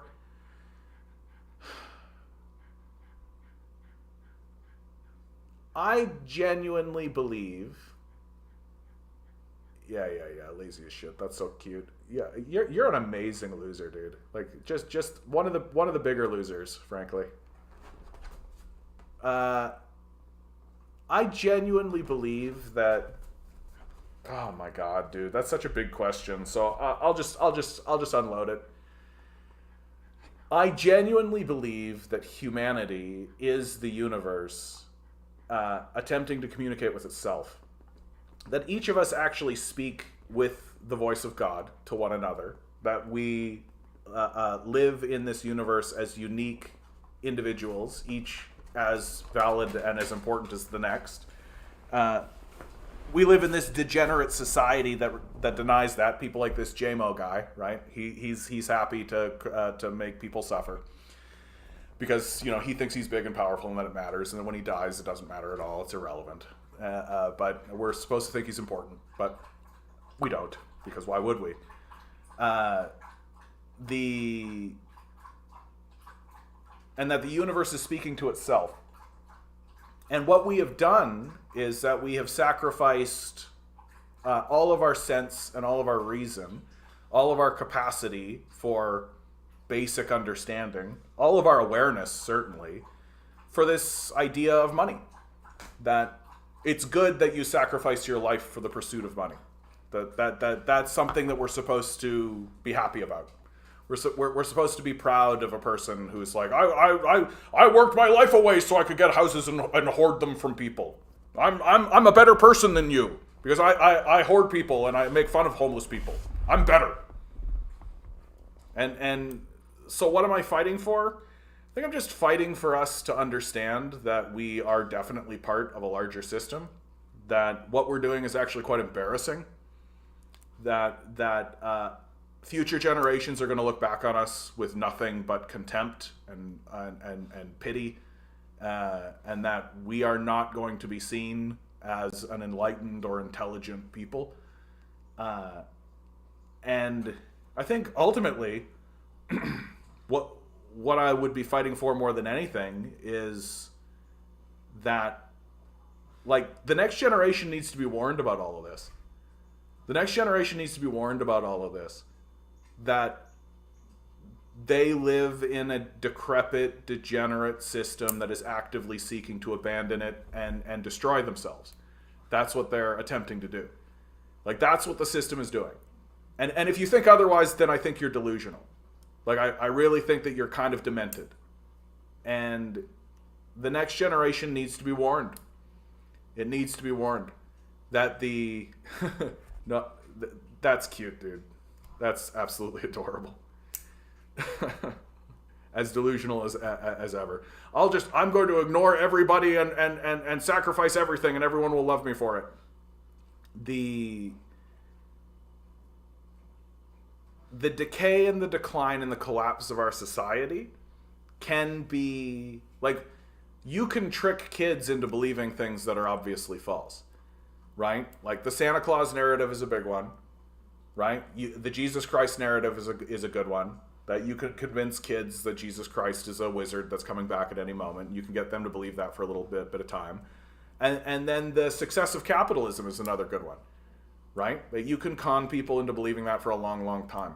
And as long as you keep people in kind of a bubble space, as long as you don't let people see the people you're massacring in order to get them these goods, right? As long as people can just live in this tiny little bubble, and none of the issues that you're creating throughout the empire ever affect them, then they'll just remain dumb little happy voters staring at their CIA phones, right?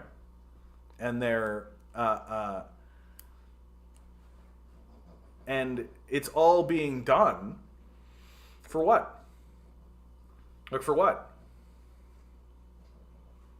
Like, someone needs to stand up and point out that the emperor has no clothes, so that kids who are 14 now can realize faster that this system has no legitimacy. That we need to realize this faster, that this system has no legitimacy. That there's no credibility, that everyone, to an individual, everyone involved in the political system has zero credibility. We need to tell them to their faces that they have abandoned us, because that's exactly what they've done. We need to act as though we have been abandoned, because that's exactly what's happened. And we need to be training our kids now to understand that all of the institutions in our society need to be obliterated and need to be ignored and pushed away and destroyed. Because they've already abandoned us, so we need to abandon them back. There is no other solution. Like, there's no solution for us. We're not going to suddenly have a big, like the political class is not suddenly going to have a big, like, come to Jesus moment and be like, wait a minute, we could just eliminate homelessness. Wait a minute, we could just raise everybody's living standards and make everything better. Like, none of that's going to happen. None of that's going to happen. And if we began to organize seriously and begin to do the protesting that it would require in order to move that bar in that direction, they would start shooting us. Like, so it's not going to work and it's not going to happen. So we live in a society of abandonment. That the culture is abandoning itself, and that's what makes it so sad to me. That's what makes it so sad to me. Because it's like watching a person self-destruct, right? We've all seen this. We've all seen an individual. We've all seen somebody who is just acting in a self-destructive way and destroying themselves. And we want them not to, but they're doing it anyway, right? And that's just what they have to do. And it's just what we have to do as a people.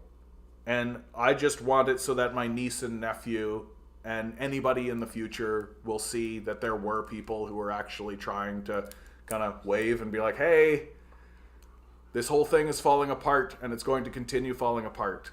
And maybe once the dollar collapses and maybe once the balkanization process begins, maybe then people will begin taking it seriously. But free housing does not solve homelessness. What a joke. I mean, like, countries have done it. I don't know what to tell you about it. Like, what a weird thing to say. Alleviating the problem doesn't work. Feeding people doesn't solve hunger. Like, weird. Just kind of a weird position, frankly. What do you think we did wrong then? Oh, like, we've never actually attempted to solve homelessness as a problem. Like, the system of homelessness alleviation that exists today rewards homelessness. That the more homelessness there is, the more those people, yep, I'm a commie, but it's in the fucking title. The more people, the more homelessness there is, the more the institutions that are responsible for alleviating homelessness get money. And so the goal is to get money, so spread homelessness. That's more or less what is going on. Yeah. But John, you don't understand. The homeless are going to sell their free houses for more drugs because homelessness is clearly a choice. Yeah. Like, the issue that we're facing right now is that we have allowed a quote-unquote free market to treat housing as a commodity. And so what's going on is you have billionaires and institutions like BlackRock, Vanguard, South Street. They are essentially buying up housing, right? And this is jacking up the price. We've got a vacancy rate, like, we've got for every homeless person, there's 5 empty houses. Like, We could solve this problem. It would be easy. But there's the reason why. Do you think Vancouver's attempt at free housing was flawed? Vancouver never attempted free housing. Like, just never attempted it. Like, putting on a means-tested system is not free housing. Like, that's not even remotely close to what's being talked about. Like, Canada has never made a serious attempt at it. Every attempt that it's made at it is usually just a money-making scheme. It's usually just a way for people to pilfer money from the public purse. That's usually what it comes down to. Ask him why he doesn't live in a communist country. I mean, so I should abandon my friends, my family, my country in its time of need. I should abandon... I know that you're fine with abandoning people, dude, but I'm not. What would I do different? I would open up a wicket at a Service Canada, and I would say, I would let somebody come in and be like, and they could say, I don't have a house. And you would be like, oh, you don't have a house. How deeply unfortunate. Fill out this form with your citizenship information. Fantastic. And then I would turn to the people who are hoarding the houses, and I would take one from the person who has the most houses, deed and all, and give it to the person who has no house. And when the person who has the house complains, I would say, shut up. And I would move on. John, won't that collapse the whole housing market? Yep. Yep. It is fine to destroy something that is illegitimate and should not have existed in the first place. Yeah, we really do live in a modern, unenlightened, dark age. Absolutely. But everyone still pats themselves on the back and thinks it's progress and super great. Well, yeah. Like, it's pretty staggering. It's pretty, like, I mean, one of the things that I think, just to sort of bring it into an interesting place, like, when I talk to somebody like my dad, like, my dad grew up in a place that didn't have electricity. And so from his perspective, like, all of this stuff is very miraculous. He doesn't really get what people are complaining about. But he doesn't really live in this sort of neo-feudal structure, in this neo-feudal system, right? Like, when he existed in, like, the heyday of the FDR New Deal, right? So, and of course he attributes all of that to the glory of capitalism, as opposed to, like, no, there were major government systems and major government subsidies that existed to ensure the safety and well-being of the populace, and it also gave huge swaths of the populace spending money to buy products, right? Would you structure your democratic communist nation on the blockchain? No.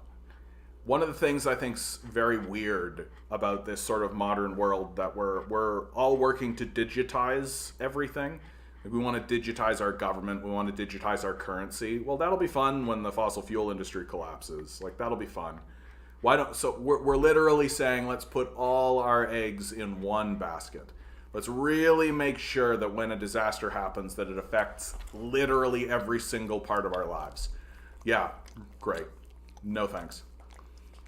No, because mainly I think it's unnecessary. Like, I think it's completely unnecessary. I don't think it's useful or helpful. I think it's a novelty. That's what I think it is. I think that humans fall for novelty. I think that they get really entranced by, like, ooh, it's new and shiny, therefore good. And it's, but when you actually take a step back and look at what it is and ask yourself, is this necessary or important? The answer is no. It's not necessary, it's not important. And so what does it achieve? Well, it centralizes power really well. Really lets the centralized power structure of capital ensure that it knows the most about what's going on, right? Super good, super keen on that.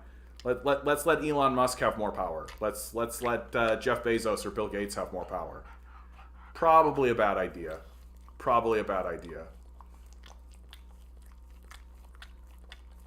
We're working hard to provide opportunity. What a joke. Like, what a joke. It's never that's never really existed. Like, the everybody's working hard, first of all. Like, if working hard provided opportunities and wealth, then single mothers in Africa would be the richest people around. Like this hard work narrative is so it's so arrogant. It's so bereft. Like, it's just saying me, I'm the best. Everything I've done is the best, and what you do is not the best. It's basically all you're saying. It's a very childish position. It's a very, very childish position. It denies the existence of social systems. It denies the existence of your own upbringing or your own lineage. It denies the circumstances of your own birth, and literally it just turns your entire worldview into me good, me. I work hard, me. You don't work hard, me work hard. Like, it's not something I take seriously. Everybody's working hard. They're just maybe not working at the thing that you want them to work at. Yeah, in the USSR, housing was free. Being unhoused was illegal. There's no homelessness in Cuba. Well, and China's resolved it this way too. Right? Turns out that if you just let people have a house, there you go, problem solved. But John, don't you realize that we live like kings? We're richer than ever before. No, I mean, like, we don't live like kings. We actually work longer than medieval serfs. Here's a fun fact for those work hard, grind set boys. We work longer hours and we work more hours and we work more days than medieval serfs. Like, this whole, like, you're not working hard enough is delusional nonsense. It's utterly delusional nonsense. That you've got to grind set yourself into this kind of thing. Well, like, it's just a form of gaslighting said by people who are so fucking detached from reality. Like, literally believing in Santa Claus level detachment. And we're all supposed to buy into this. Like, how about no? Like, how about no? Why? For what? Work as hard as you want. You know what's going to happen? You'll get maybe a shinier gravestone. Like, all we're doing is building the shittiest possible version of a society. And we seem happy about it.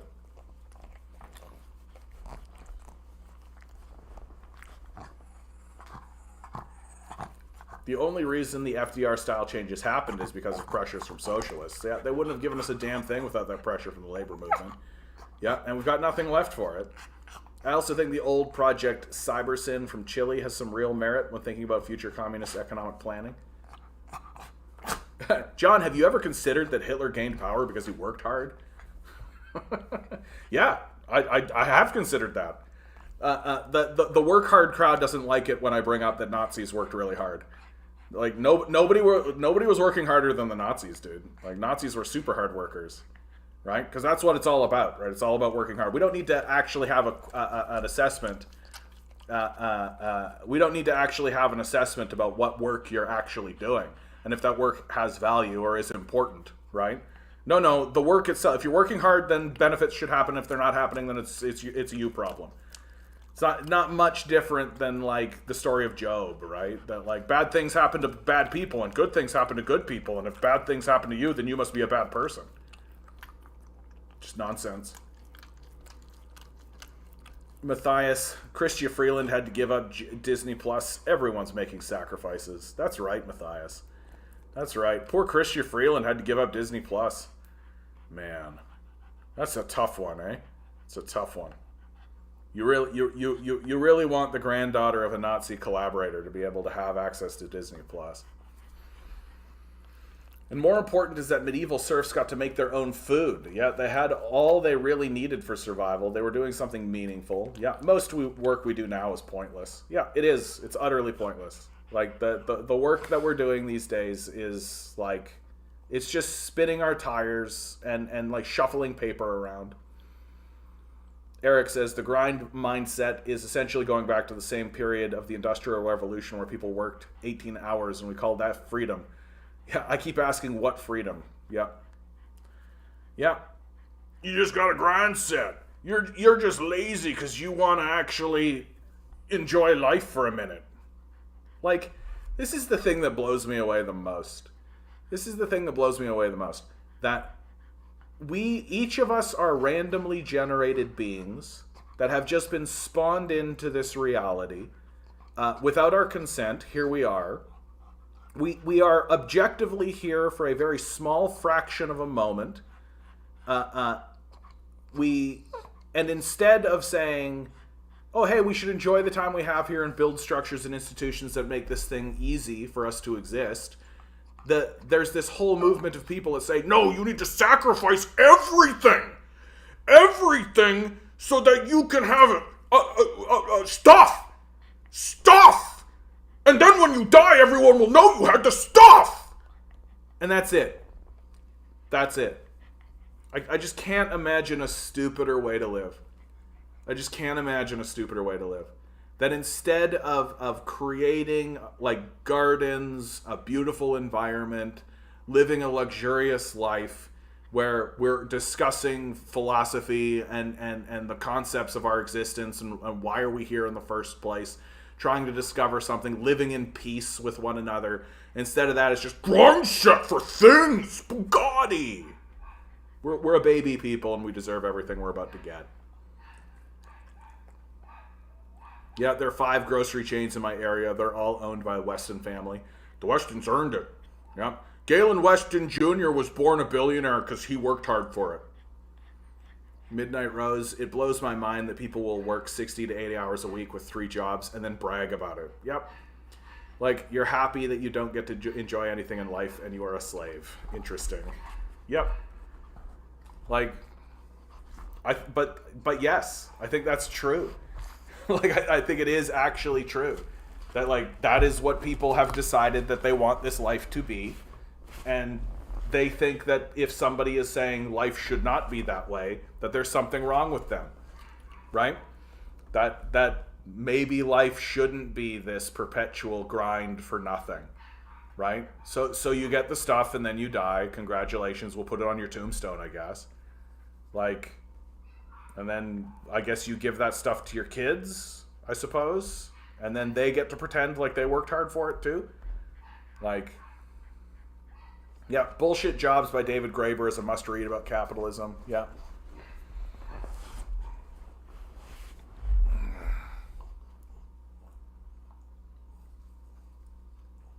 Yeah, ignorance is bliss. Isn't that right? Ignorance is bliss. One of the major pillars, there are 3 major pillars of the decline of Western civilization. And I actually think this is quite accurate. This is something I've been working on myself. It's kind of loosely based on the Trinity from Christian theology. I call it the unholy trinity of the capitalist death cult. And the first pillar is the worship of money, right? That money is God in this society. That if you pay fealty or if you pay homage to money, then that's as good as paying homage to God in Christian theology. Then the next is the worship of the self. And this is this idea of we've already kind of touched on this, but it's just the idea of we don't need to pay any attention to institutions, the moment of our birth, universal forces, any of that. All that matters is me, right? And so you've got the worship of money and the worship of the self, and then they're all bound together by the worship of ignorance. That it's not just that we're stupid, it's that we're happy that we're stupid. And that we're in this kind of period of bliss because of how stupid we are. And that we're not actually interested. We're not actually interested in learning anything or knowing anything or existing outside of a very small framework of thought. That everything is just about accruing as much money as possible for personal glory, and everything that exists outside of that we don't need to know. Just externalizing anything else. And if you attain enough wealth, then you get to create a kind of false reality for yourself, where you push everybody out and then just pretend like they're lazy. And so you end up like a Rothschild or a Rockefeller sort of ghoul in the end. Like a Mr. Burns style, just kind of vampire figure. Uprooting the status quo and fundamentally changing how we organize things. Humans are social and communal creatures, truly capable of gorgeous and unique things. And we don't want to nurture that. No. It truly hurts to see. Capitalist realism is so deeply rooted that it's not something that most people can or want to conceive of.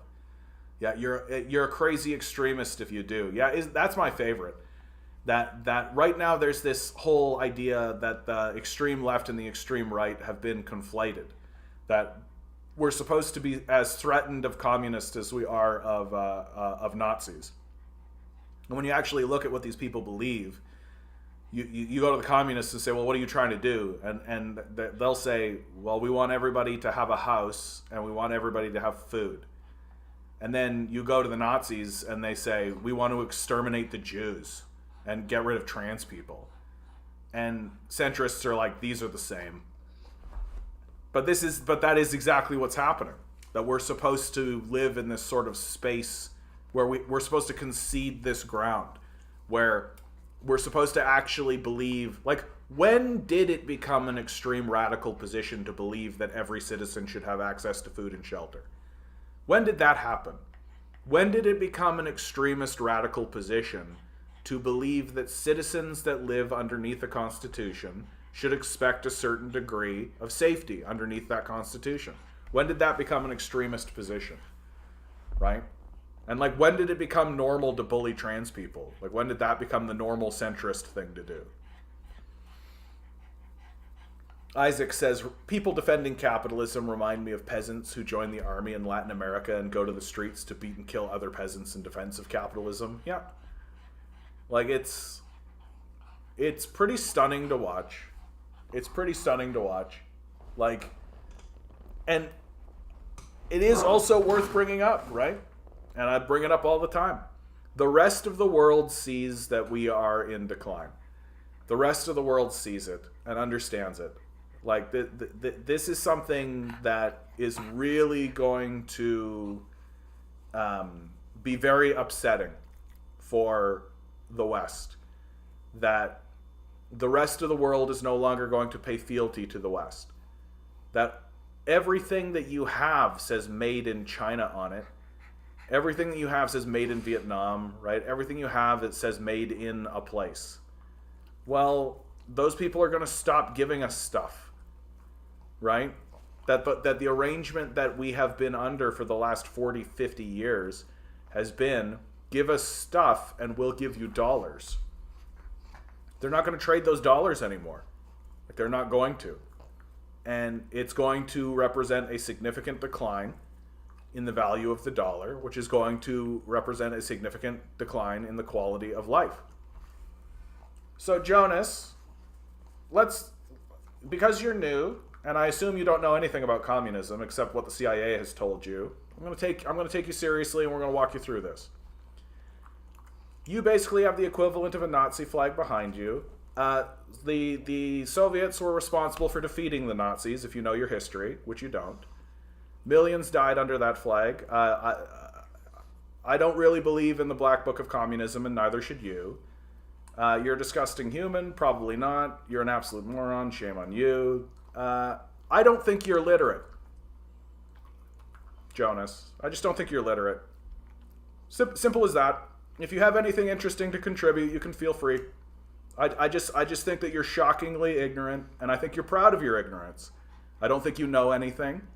I don't think you have any evidence or facts to back up any of your claims.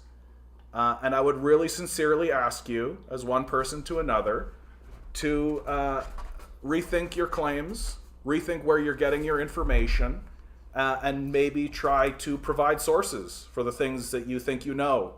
Because what I see is a person who's deeply, deeply illiterate. Oddity. I don't see an American flag behind him. That's a very funny thing to say. That's a very funny thing to say. Source, please. What's your source, bud? Should be easy to find, right? Tens of millions of people died under the USSR flag. Okay, source. What's your evidence for that? I'll look it up right now, on the spot. What's your source? Right? Should be really, really easy to find that. Right? What book? What academic work? What should I be looking at, Jonas? Really, really easy to find tens of million people dying, right? Like I can point you to The Rise and Fall of the Third Reich by William Shire. If you want to take a look at what the Nazis did. Not a source. So, Jonas, do you have anything interesting to contribute? Because basically you're just projecting now. Like, what I'm seeing is somebody who's gotten kind of blinded by the CIA, who's not interested in literacy or reading or knowing anything. You're not actually interested in having an interesting conversation, right? So please start providing a source for what you have to say. Because right now, dude, like, I'm trying to be as nice to you as possible, but you kind of sound deranged. Like, what's your source for your information? Because if your claim is that tens of millions of people died under the USSR flag, this should be really easy to provide a source for that. Really, really easy. Like, shockingly easy. So easy that I should be able to bring it up with a simple Google search. So that easy. Like, academics would be writing books on it. Books that would be considered quintessential. But they would be teaching it in high schools. Like, it would be very, very, very, very, very, very easy to back that claim up. And I know you can't, because I know you're not literate. Because only an illiterate person would make the claims that you've made. So I'm begging you again, please stop being proud of how ignorant you are. Please stop being proud of your ignorance. Please stop being pleased about being stupid. Please stop inflicting those around you with the pride you have in your own stupidity.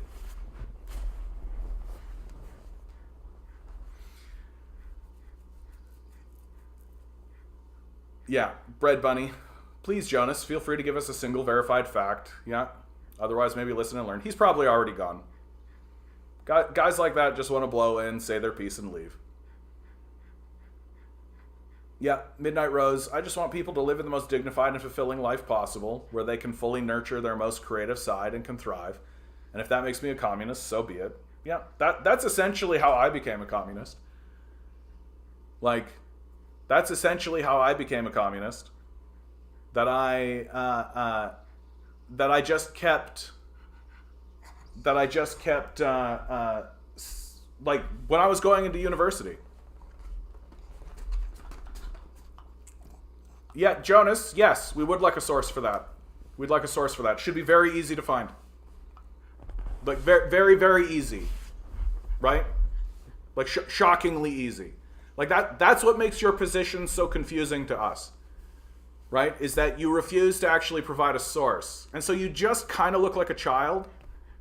Like, you just look like a child who's trying to convince us that Santa Claus is real. And we're all standing here being like, sorry, Jonas, Santa Claus is not real.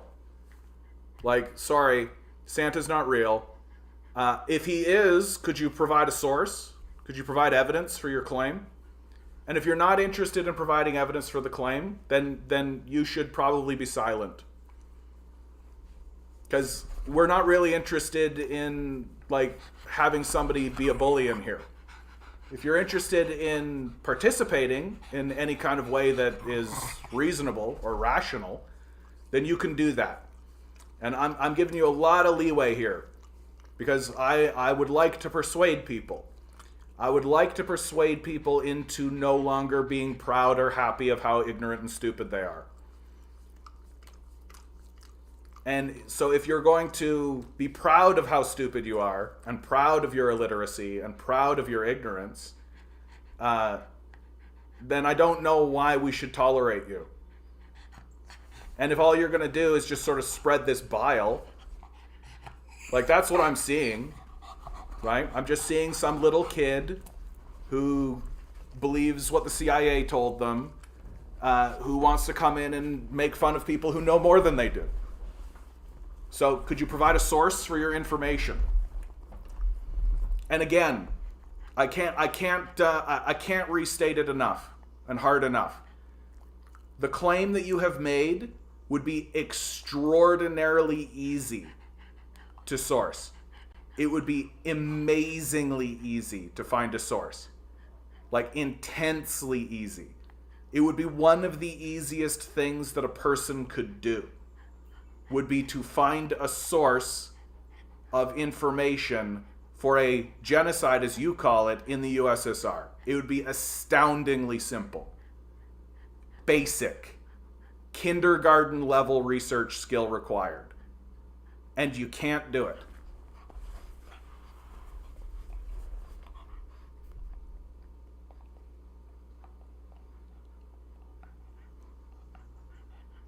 Yeah. If it's so easy, then prove it. It would be easy, right? Like, again, I bring up if you're really interested in learning about the Nazis, right? If you're interested in reading about the Nazis and learning more about the Nazis, I highly advise The Rise and Fall of the Third Reich by William Shire. Pretty dry read, but very thorough. Very, very thorough. And like has a lot of the journals, a lot of the documentation. There's the Nuremberg trials, right? The confessions, all that kind of stuff.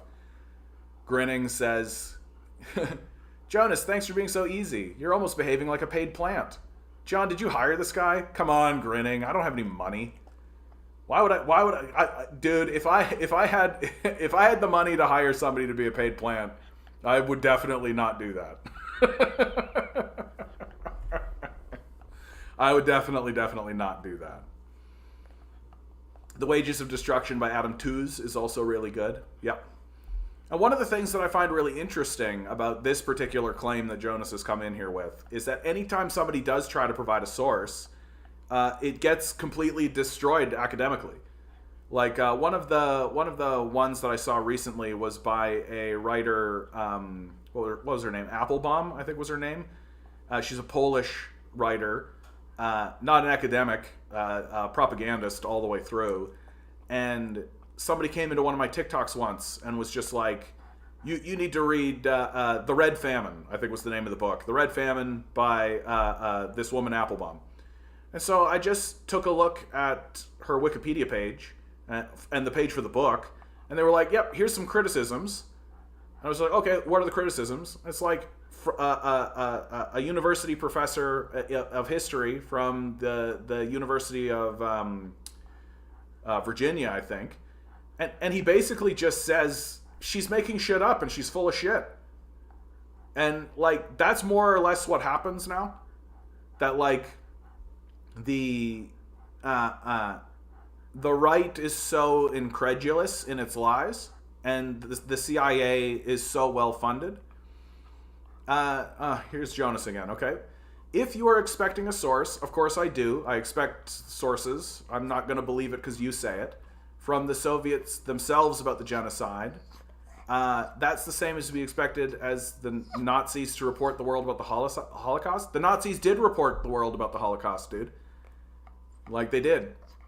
We reported on the Holocaust while it was happening. You can go into the New York Times archives and see the reports on the Holocaust as it was happening. Like, it would be extremely easy to find the information that you're looking for, Jonas. Like, it would be extremely easy. I cannot overstate this, my man. Like, I cannot overstate this. It would be extremely simple to find this information. Did you know that in around 2000...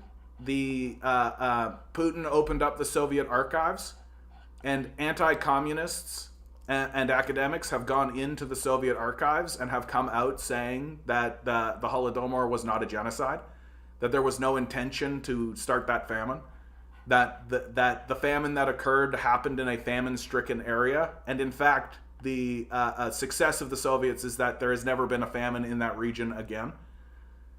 Like, you have no evidence for your claim. And if the evidence existed, it would be extremely easy to find. There is no such thing as a secret genocide. There's no such thing as a people who commit a genocide against another people silently and quietly. It doesn't exist. Genocides are enormous organizational nightmares. They require a lot of communication They require a lot of back and forth. You can't just start doing genocides. You can't just start doing them. Can you imagine? What would that even look like? There's no free market genocide solution. You have to organize them, you have to plan them, you have to write about them, you have to create policies about them. You need to have locations. You need to do a lot. It's an enormous thing to achieve, to commit a purposeful genocide against millions of people.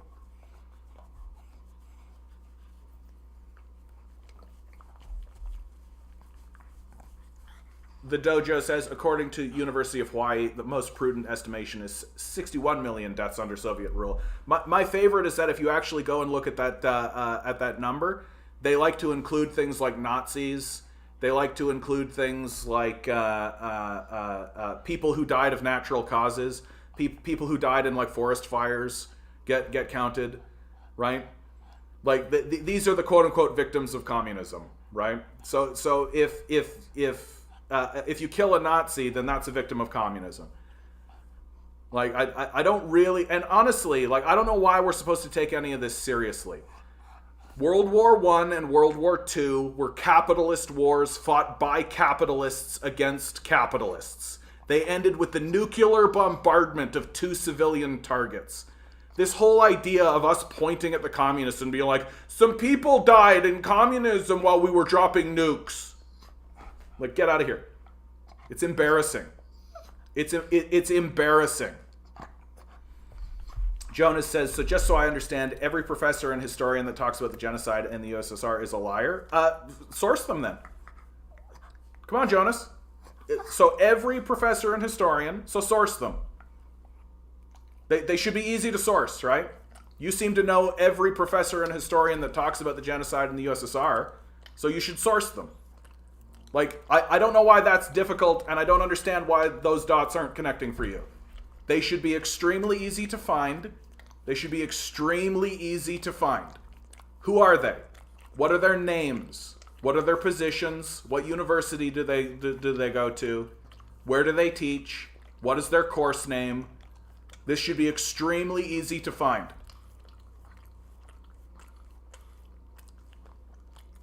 I bet this guy thinks the war in Ukraine started in 2022 rather than 2014. He doesn't know the West has been trading Nazis in every country. Yeah, that's a tough one for people, I think. That's a real tough one, honestly, Isaac. Like, I think that's why people get really hung up on the Soviet Union, because it's an abstraction, right? That even if they get kind of dunked on and shown that they're wrong, it doesn't really matter because it's kind of abstract. Like, it all happened so long ago. It's just a way for them to sort of justify their hatred of communism, even though it's not rooted in anything. Jonas, dude, knowing basic history isn't a flex. I mean, yes, it is these days. I hate to say it to you, Jonas. Like, you're illiterate. You don't know basic history. Like, you don't. Like, you know CIA propaganda. That's what you know. And if you can't source what you say, then I have to ask you why. Like, why are you not interested in sourcing your claims? You just believe whatever you're told? Weird. What a weird and strange position to take. Yeah, name your sources, dude. Like, I don't know why this is difficult for you. Like I'm genuinely confused by this. Yeah, as Americans, we do have to acknowledge an inherent bias due to indoctrination in public schools. Yeah. Yeah. Thanks to the dojo. Like, it's absolutely the truth.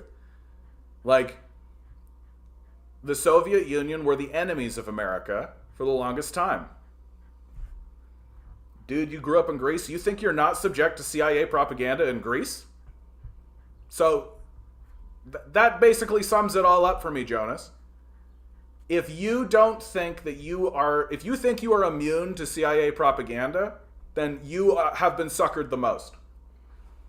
The CIA is a multi-$100 billion organization that exists throughout Europe, throughout America, throughout Canada, and is extremely effective at what it does. And if you are laughing at the idea that you are well, the CIA, ha ha ha, then you are its biggest victim. Bar none. 100%. You have fallen for enormous traps. And the fact that you refuse to find a simple source that would be extremely easy to find is all I need to know. And you're falling back on this sort of childish stuff, this sort of nonsense positioning, right? You're not a serious person, Jonas, and I don't take you seriously at all. Find a source.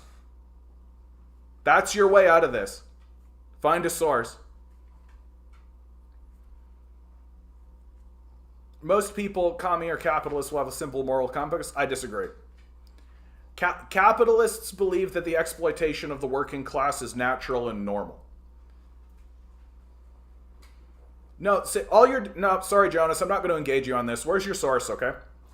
I'm not interested in your deflection and projection, okay? Where's your source? Not interested. Yeah, I'll send sources. It's just hard on here with the character limit. No, it's not. Look, watch. The Red Famine. There's a source. The Wealth of Nations. There's a source. The Rise and Fall of the Third Reich. There's a source. Easy.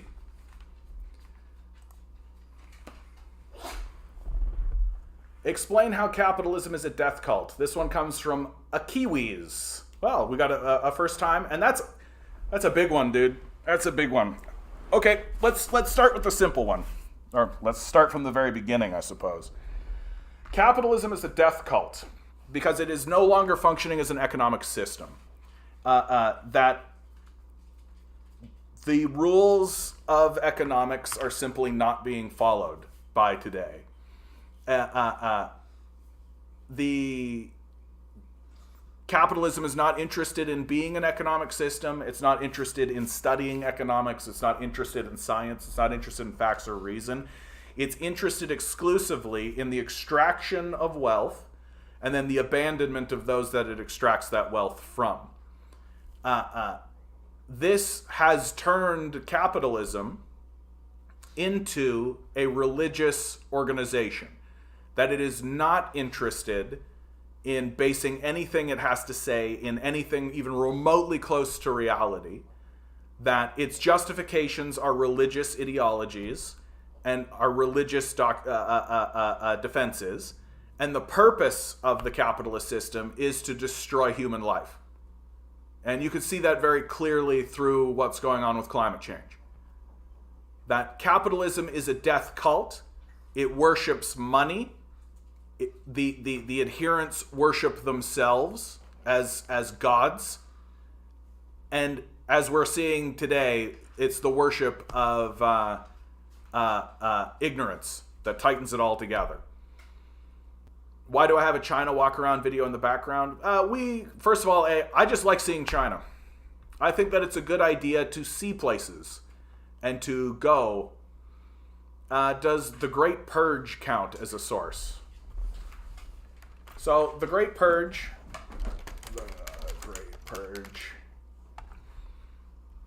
yeah, history and facts. What's called the Great Terror, right? This was written about. So in the Soviet Union, when the West writes about events. So first of all, this has nothing to do with your genocide claim.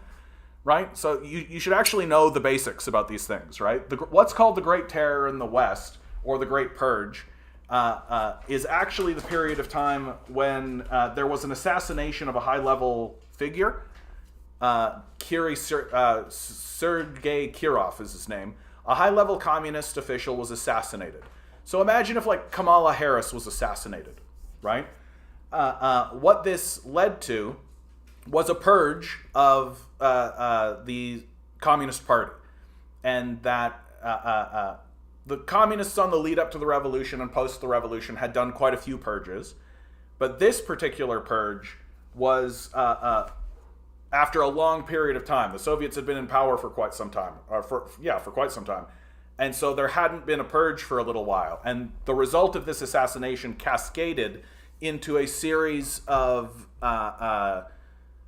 trials, tribunals, and what we call here in the West, because of course, right, we're not going to say nice things about the Soviets. We end up calling it the Great Terror.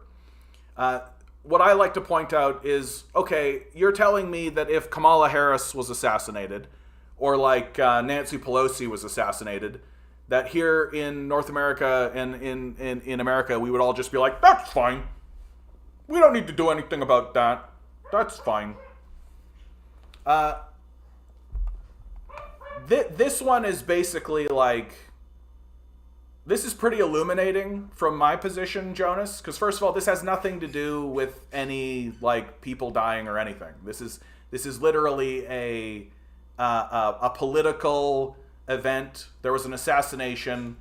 People were put on trial for conspiracy. JFK was assassinated and we didn't go on a purge. Yeah, funny how that worked. It's almost like there was a consensus among the capitalist class that the assassination of JFK was fine.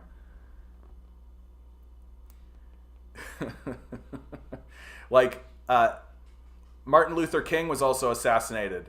Fred Hampton was also assassinated. Isn't it weird how that works, right? Isn't it weird that like leftist voices and people who stood up against the CIA got assassinated, but and there wasn't a big kerfuffle in the political apparatus over it? Yeah, interesting. So if somebody assassinated,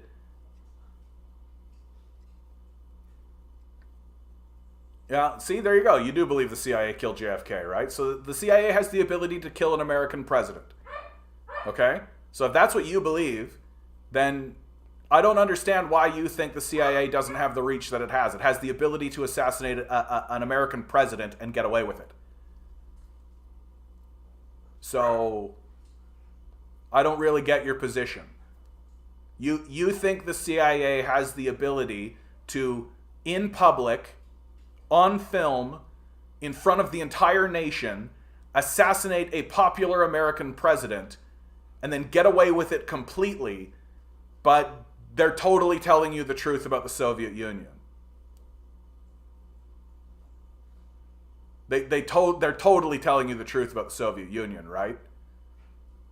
And they don't have the capacity to tell you lies about that. They don't have the capacity to create a false narrative, certainly not. They can assassinate a popular American president on film and get away with it, but they can't do that.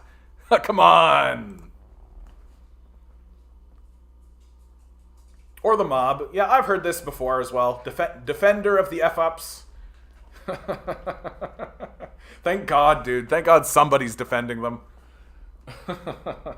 Or the mob. I've heard this mob line before as well. Look, I think that JFK was making enemies. I think it's very simple. And to pretend as though, like, a lot of people in the Kennedy family got killed.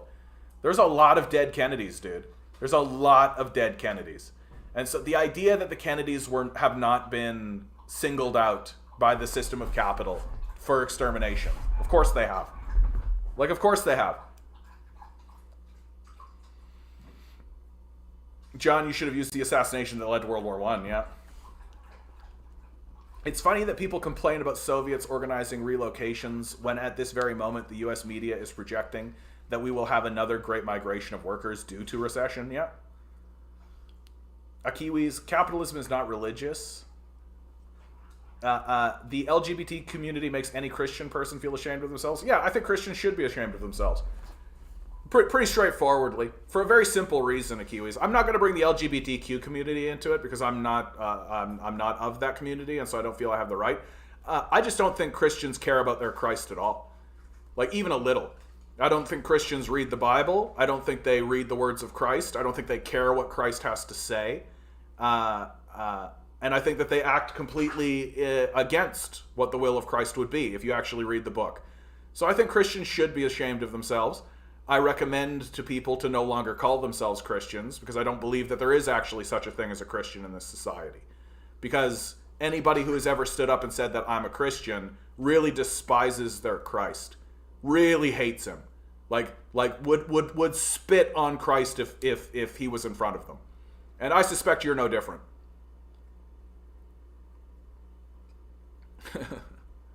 Do you think the CIA is a factor in the current decline of the West? Yeah. Part of the issue with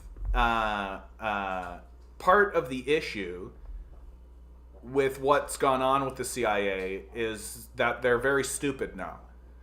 Like, I think when the CIA first began, they kind of understood that their big superpower was being clandestine. Why do I think that of Christians?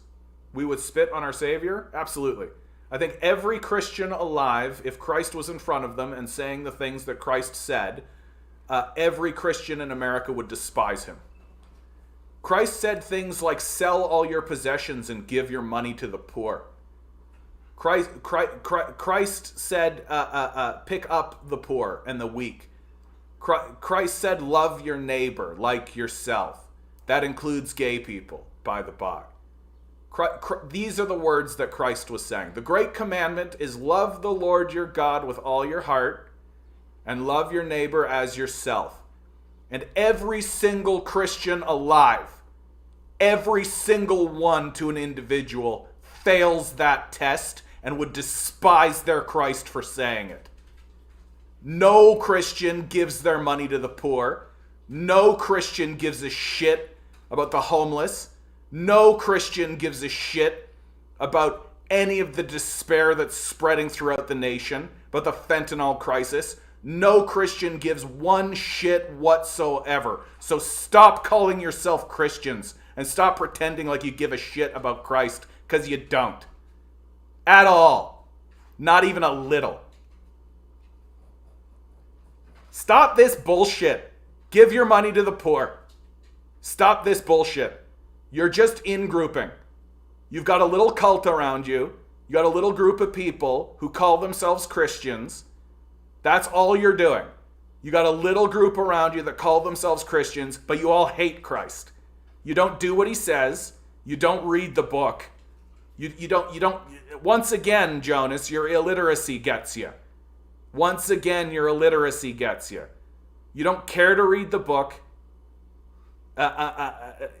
No, I'm not making a lot of assumptions. Where's the churches giving their money to the poor? Where's the churches giving their money to the poor? Where's the big push from the Christians to give their money to the poor? Where's the big anti-poverty alleviation movement coming out of the Christian churches? Where's the big movement? I know that you don't like to read and you like to accuse other people of CIA bullshit. That's what I know. Do you? The very first thing that you did when you came in here, Jonas, do you think Christ would be happy with the way you acted? You support Christ? I don't think you do. I don't think you do.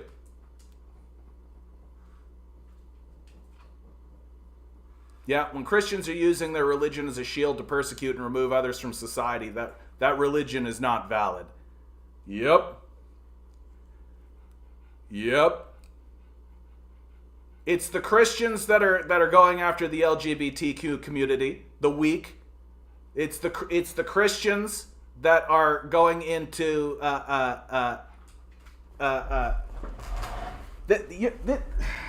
Jonas, man, this is like cosplaying, dude. Like, that's what you're doing here. This is like cosplaying, dude.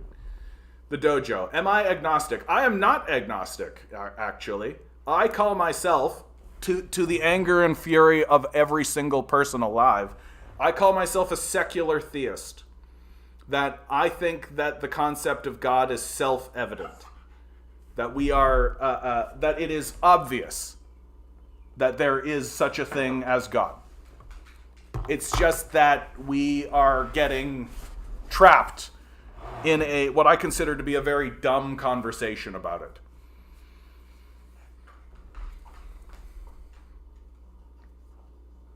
Like, the conversation that exists around God is essentially no different than saying there's a sentient cloud that exists outside of our field of vision.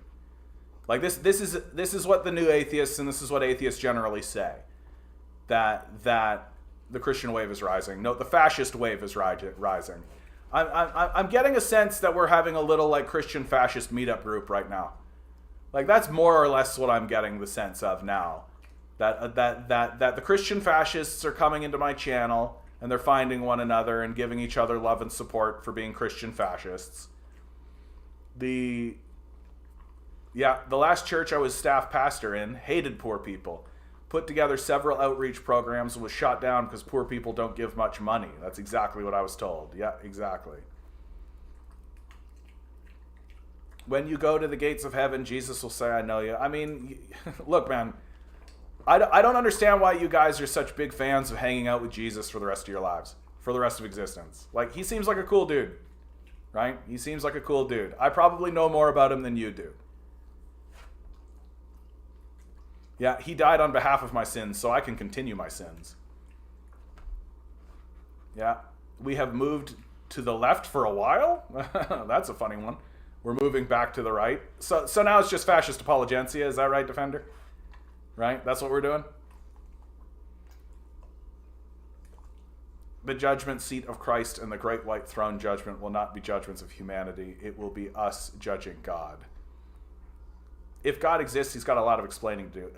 Let me continue on that thought, because the question that we've all been wasting our times on for the last 50 years is, does God exist? Which I think is just a kind of a silly question and puts us down a lot of weird little rabbit holes, and kind of has us talking past each other.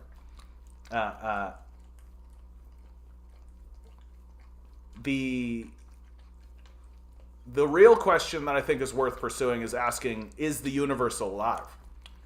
That's the more interesting question. Or is reality itself alive? Does it have its own sentience? Does it have its own consciousness? And this whole argument, Jesus and the church are two different things. Look, guys, I don't care. Like, I care as much about Jesus as you do, which is not at all. I'm just not willing to cosplay it, okay? Like, I want to ask, goes why dogs only around 10 years-ish seems like a... What is happening in my chat, man? What is happening in my chat? Yeah, you're denying your own theology if you don't think Jesus is involved in the church today. Yeah. The entire philosophy of you not being responsible for your actions because someone already paid for your misdeeds already is so fucking dangerous. Yeah. Dude, you're going back to the Renaissance as an example of Christianity moving to the left. Like, you think that moving away from the Renaissance is a good idea. What are you talking about? You shouldn't compare Christianity to politics. Literally, George W. Bush literally said, we are going to launch a crusade in the Middle East. His biggest backers was the Christian right. No, Jonas, once again, I think you're the one that's grossly misunderstood. No, I don't think I'm interested in having a conversation with someone like you, bud. Please go read your Bible. Like, if you're not going to read anything else, at least read your damn Bible. Like, sheesh. If the Holy Spirit illuminates Scripture than the theology, then we have presented us today is directly from God. I do every night. Yeah, I'm sure you do, bud. Like, when we have Christian nationalists trying to genocide trans people and Christians fundamentalists funding these things, religion and politics is intertwined. Yeah, Jesus Christ is a socialist. Yeah. We must liberate the Holy Land from the godless heathens. What is this chat right now, dude? This is it, Jonas. Okay, so let me back off on this, Jonas. Okay, let me take a different tact with you on this. Okay, because like you are talking very much from a like Christ is my personal Lord and Savior position, right? That's the language that you're using, right? That you see Christ as your personal savior, and that you are finding your moral or ethical or theological or foundational position in ethics through your personal relationship with Jesus Christ. That's the path that you're taking. So I am here to tell you very, very clearly, as fully as I possibly can, and with as much kindness as I possibly can. And I'll even tell you this, Jonas. I once was a fundamentalist Christian. That up until about the age of 23, 24, I believed that Jesus Christ was coming back at any moment, that he died for our sins, right? All of that I believe to be fully true. And taking this personal Lord and Savior tact, right? That's fine for you.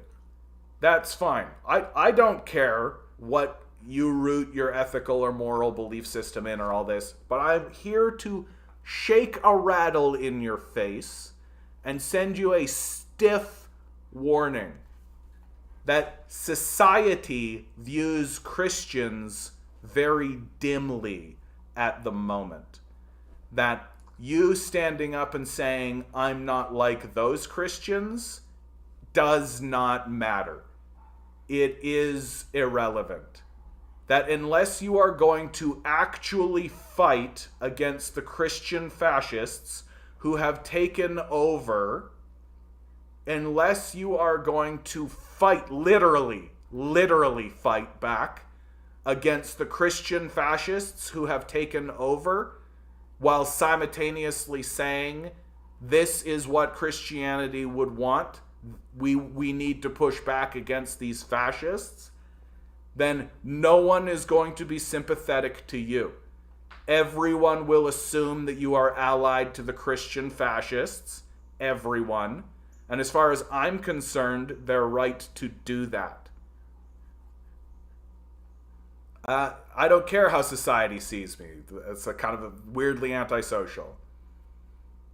The same way you don't care how society sees you with the flag. I do care how society sees me with that flag, actually. I put a lot of thought into it. No, I believe in it because of the societal pushback. I believe in it because of the societal pushback. I've put a lot of thought into that. I don't put that up because I'm like, rah, rah, let's go. I put that up there so that I can say to people like yourself, where's your source? Because I think that worshiping stupidity is a bad thing to do. I think it's wrong for us to worship stupidity. I think that we should not worship stupidity. That we should root what we say in truth and facts and evidence and things that we can verify. That's why I put that up there. Opinions on Justin Trudeau. He is a fluffy haircut reading cue cards from the fossil fuel industry. What, pugs or poodles? I own a pug. So pug, I guess.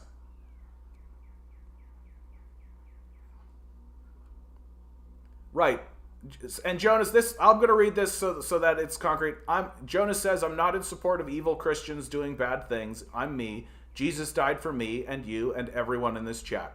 Jonas, I'm going to tell it. That's a fine thing for you to think.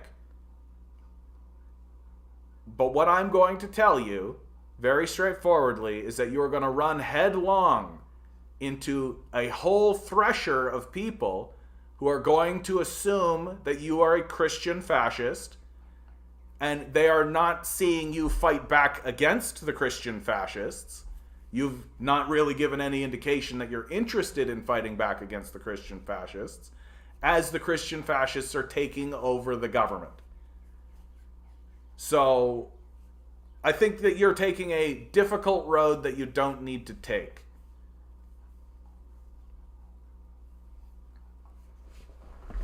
So just like Joe Biden, without the haircut and Alzheimer's instead. Yeah, basically. Look, I have a very dim view of our political system. I don't think that there is anyone in the political system that's actually interested in governing. And I include in this assessment, just for clarity's sake, I include in this assessment people like AOC and Bernie Sanders. That Bernie Sanders and AOC, their brand is, here's an idea. Healthcare. here's a thought. That this is our idea. Vote for me. That's the whole point. The whole point is vote for me. That if someone like, if these people had to say something else in order to get elected, they likely would. And I don't believe that the system that exists in America can be recovered. I don't think it was designed to actually facilitate an improvement of the quality of life of the citizenry. I think that it was designed by slavers and racists in order to suppress the working people.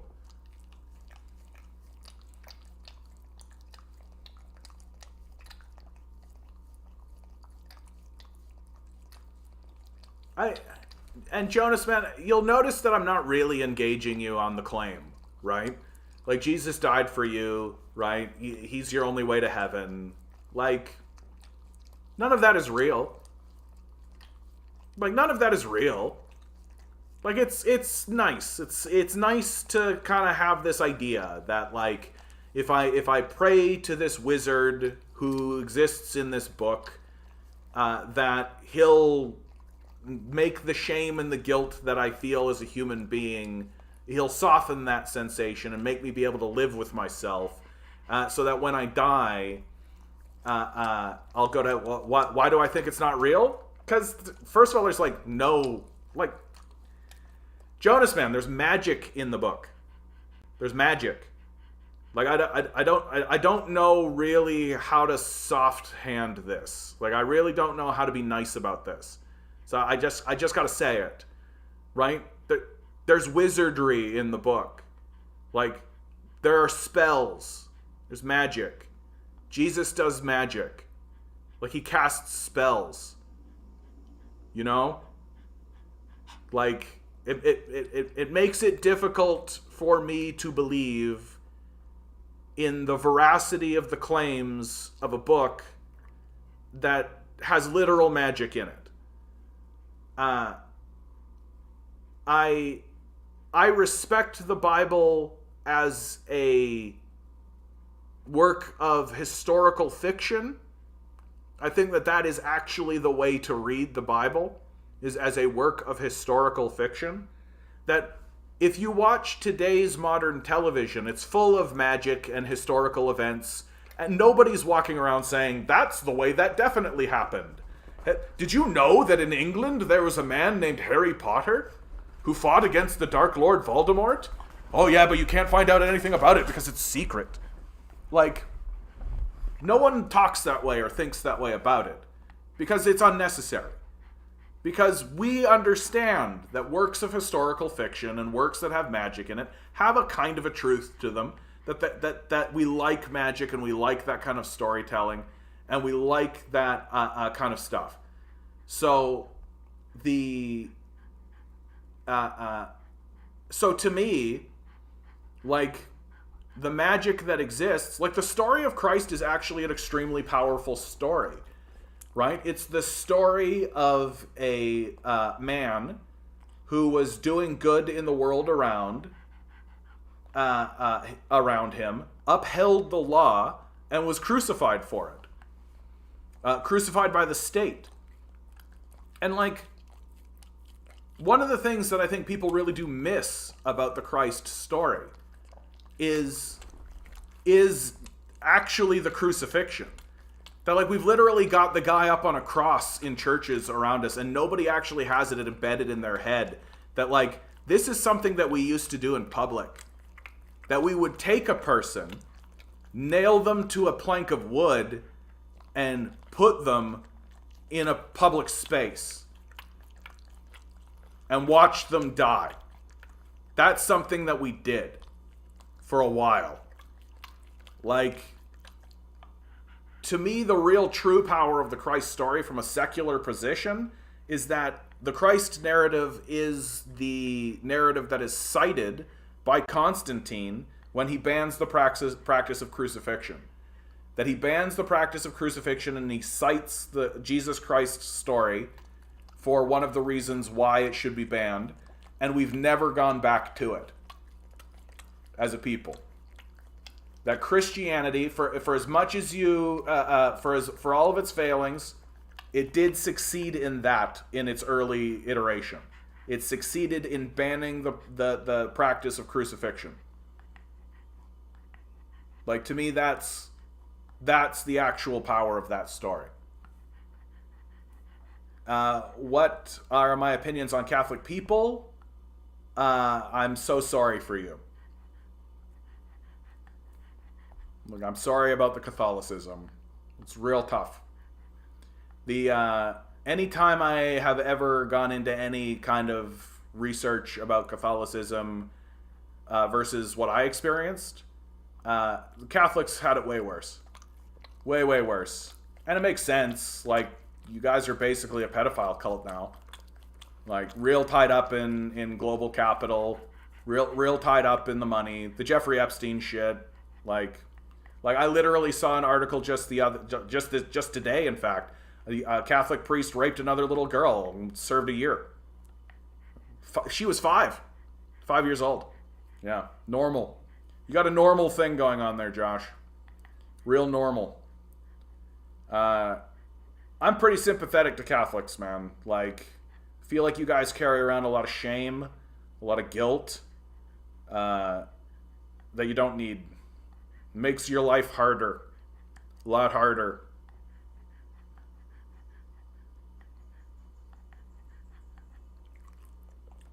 Yeah, and like Jonas, all this, like, God humbled himself so much that he allowed it to happen to his son. I think that's amazing. So, Jonas, here's my question. If the narrative is that God became a human being in order to walk around with us, then what is the distinction between Jesus and anybody else? Like, why is it that God became Jesus, but God's not you? Like, what's the distinguishing factor there? Why is Jesus so special? And why am I supposed to look at Jesus and be like, wow, wizard, all the sin that I feel, I'll just let the wizard take care of it, instead of, like, thinking about it in a kind of a deeper... Right. So it's that he could do magic. Right? And you know that he can do magic because you've got a book that says he could do magic. And nobody's ever written down a character that's done magic in a book before. Right? Like... But, like, what's so funny to me about them, like, I don't, like, C.R. Strifey's going down, like, the classic atheist position, which is prove it, right? I don't really take that tact because, like, it just seems to me so much more likely that human beings wrote a story that had magic in it because magic is cool and we like it. And that, like, magic is awesome. Like, that's all. Like, really, I think that's it. And, like, if you get into, like, the particulars of it, like, Christ's magic actually ties him to a lot of other figures. Like, changing water into wine it connects Christ to Dionysus. Dionysus also has a death and resurrection story. So Christ and Dionysus are actually fairly intertwined in terms of narrative storytelling. And I think that people who were walking around during the Roman Empire, during the spreading of that story, would have almost immediately understood that Christ is a Dionysian figure. And that Dionysus is the god of wine and theater. The god of... No, he's not the god of festivals. That's somebody else. Doesn't matter. That the reason why, historically, and even today, there's a lineage for everything. The reason why we use magic is because it intertwines our understanding of the current character into our previous understanding of other characters. That this sort of narrative of a personal Christ and all of this, it's very modern and it's very, like, it's very evangelical. It's got a very evangelical sort of thing, and it's all predicated on this idea that I'm supposed to believe that magic is real. And I really hate to break it to you, I don't I don't think magic is real. Like, I just don't think so. I think that it's more likely, like, chances are good that there probably was a figure like Christ walking around. Like, that seems reasonable. A lot of people were getting crucified. There are horrific crucifixion stories. Crucifixion would have certainly been a cultural artifact of the society. People would have definitely viewed crucifixion in a negative light. And so it seems to me like they told a really powerful story about a divine figure in order to kind of update the canon, so to speak. That a lot of like ancient gods, a lot of Egyptian gods, a lot of Greek gods, Roman gods, a lot of pagan gods, right? All sort of feature throughout the New Testament in one way or another. That what the Christians were trying to do, pretty clearly in my view, is create a unifying narrative. And in order to, and I think this is the true power of the Christ narrative during that period of time, in order to do away with the narrative of the Roman Empire. That the narratives of the Roman Empire were extremely destructive, obviously. The Roman Empire was a psychotic empire, publicly crucifying people, a war economy all the way down. And the Christians, amongst many others, there were many other religious organizations that were doing this. Many other organizations attempting to find a path out of this absolute barbaric hellscape. Like, there were 3 servile wars. So the slave class of Rome attempted on 3 separate occasions an internal revolution, an internal rebellion through violence, and failed. The third one was done by a fellow by the name of Spartacus, and the result of that was the crucifixion of 10,000 men, which they did along what's called the Agrippa Way, which is the major path from the major port that goes into Rome. And so if you're a newly captured slave going into Rome from the northern territories, you get to walk down a road and see 10,000 crosses where 10,000 men were crucified. So I think that's a culture that's like, we gotta cleanse this place. We gotta cleanse this place. We gotta get this culture and this narrative has gotta go. And they succeeded. They succeeded by and large. If you could talk to anyone alive today for 45 minutes and they can't lie,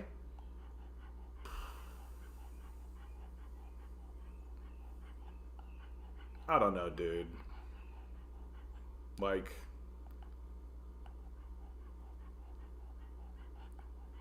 uh, 45 minutes, they can't lie. Yeah, I don't know that it matters. Like, what could I find out that would actually be of benefit? You know? Like, everything's so, like, you can do what you like, Jonas. Yeah, you see it as of course, you see it as an eyewitness testimony with multiple corroborative stories. Yeah, you choose to believe them. Sure. Like, I just think that it's not that much different than believing that, like, Harry Potter is real. Right? Like, that if in 100 years, like, somebody should make a movie like this, where there's a society that genuinely believes there's a secret society of wizards that nobody ever sees, and anytime there's any kind of strange event or some kind of thing, everybody just blames it on the wizards. So that nobody actually does any deeper investigation on the wizards. Yeah. Yeah, Defender says communism will be a hard sell to Canadian these days. No, no force in Canada will be a better salesman for communism than capitalism itself. That as this system falls into decline, communism is going to look better and better. Would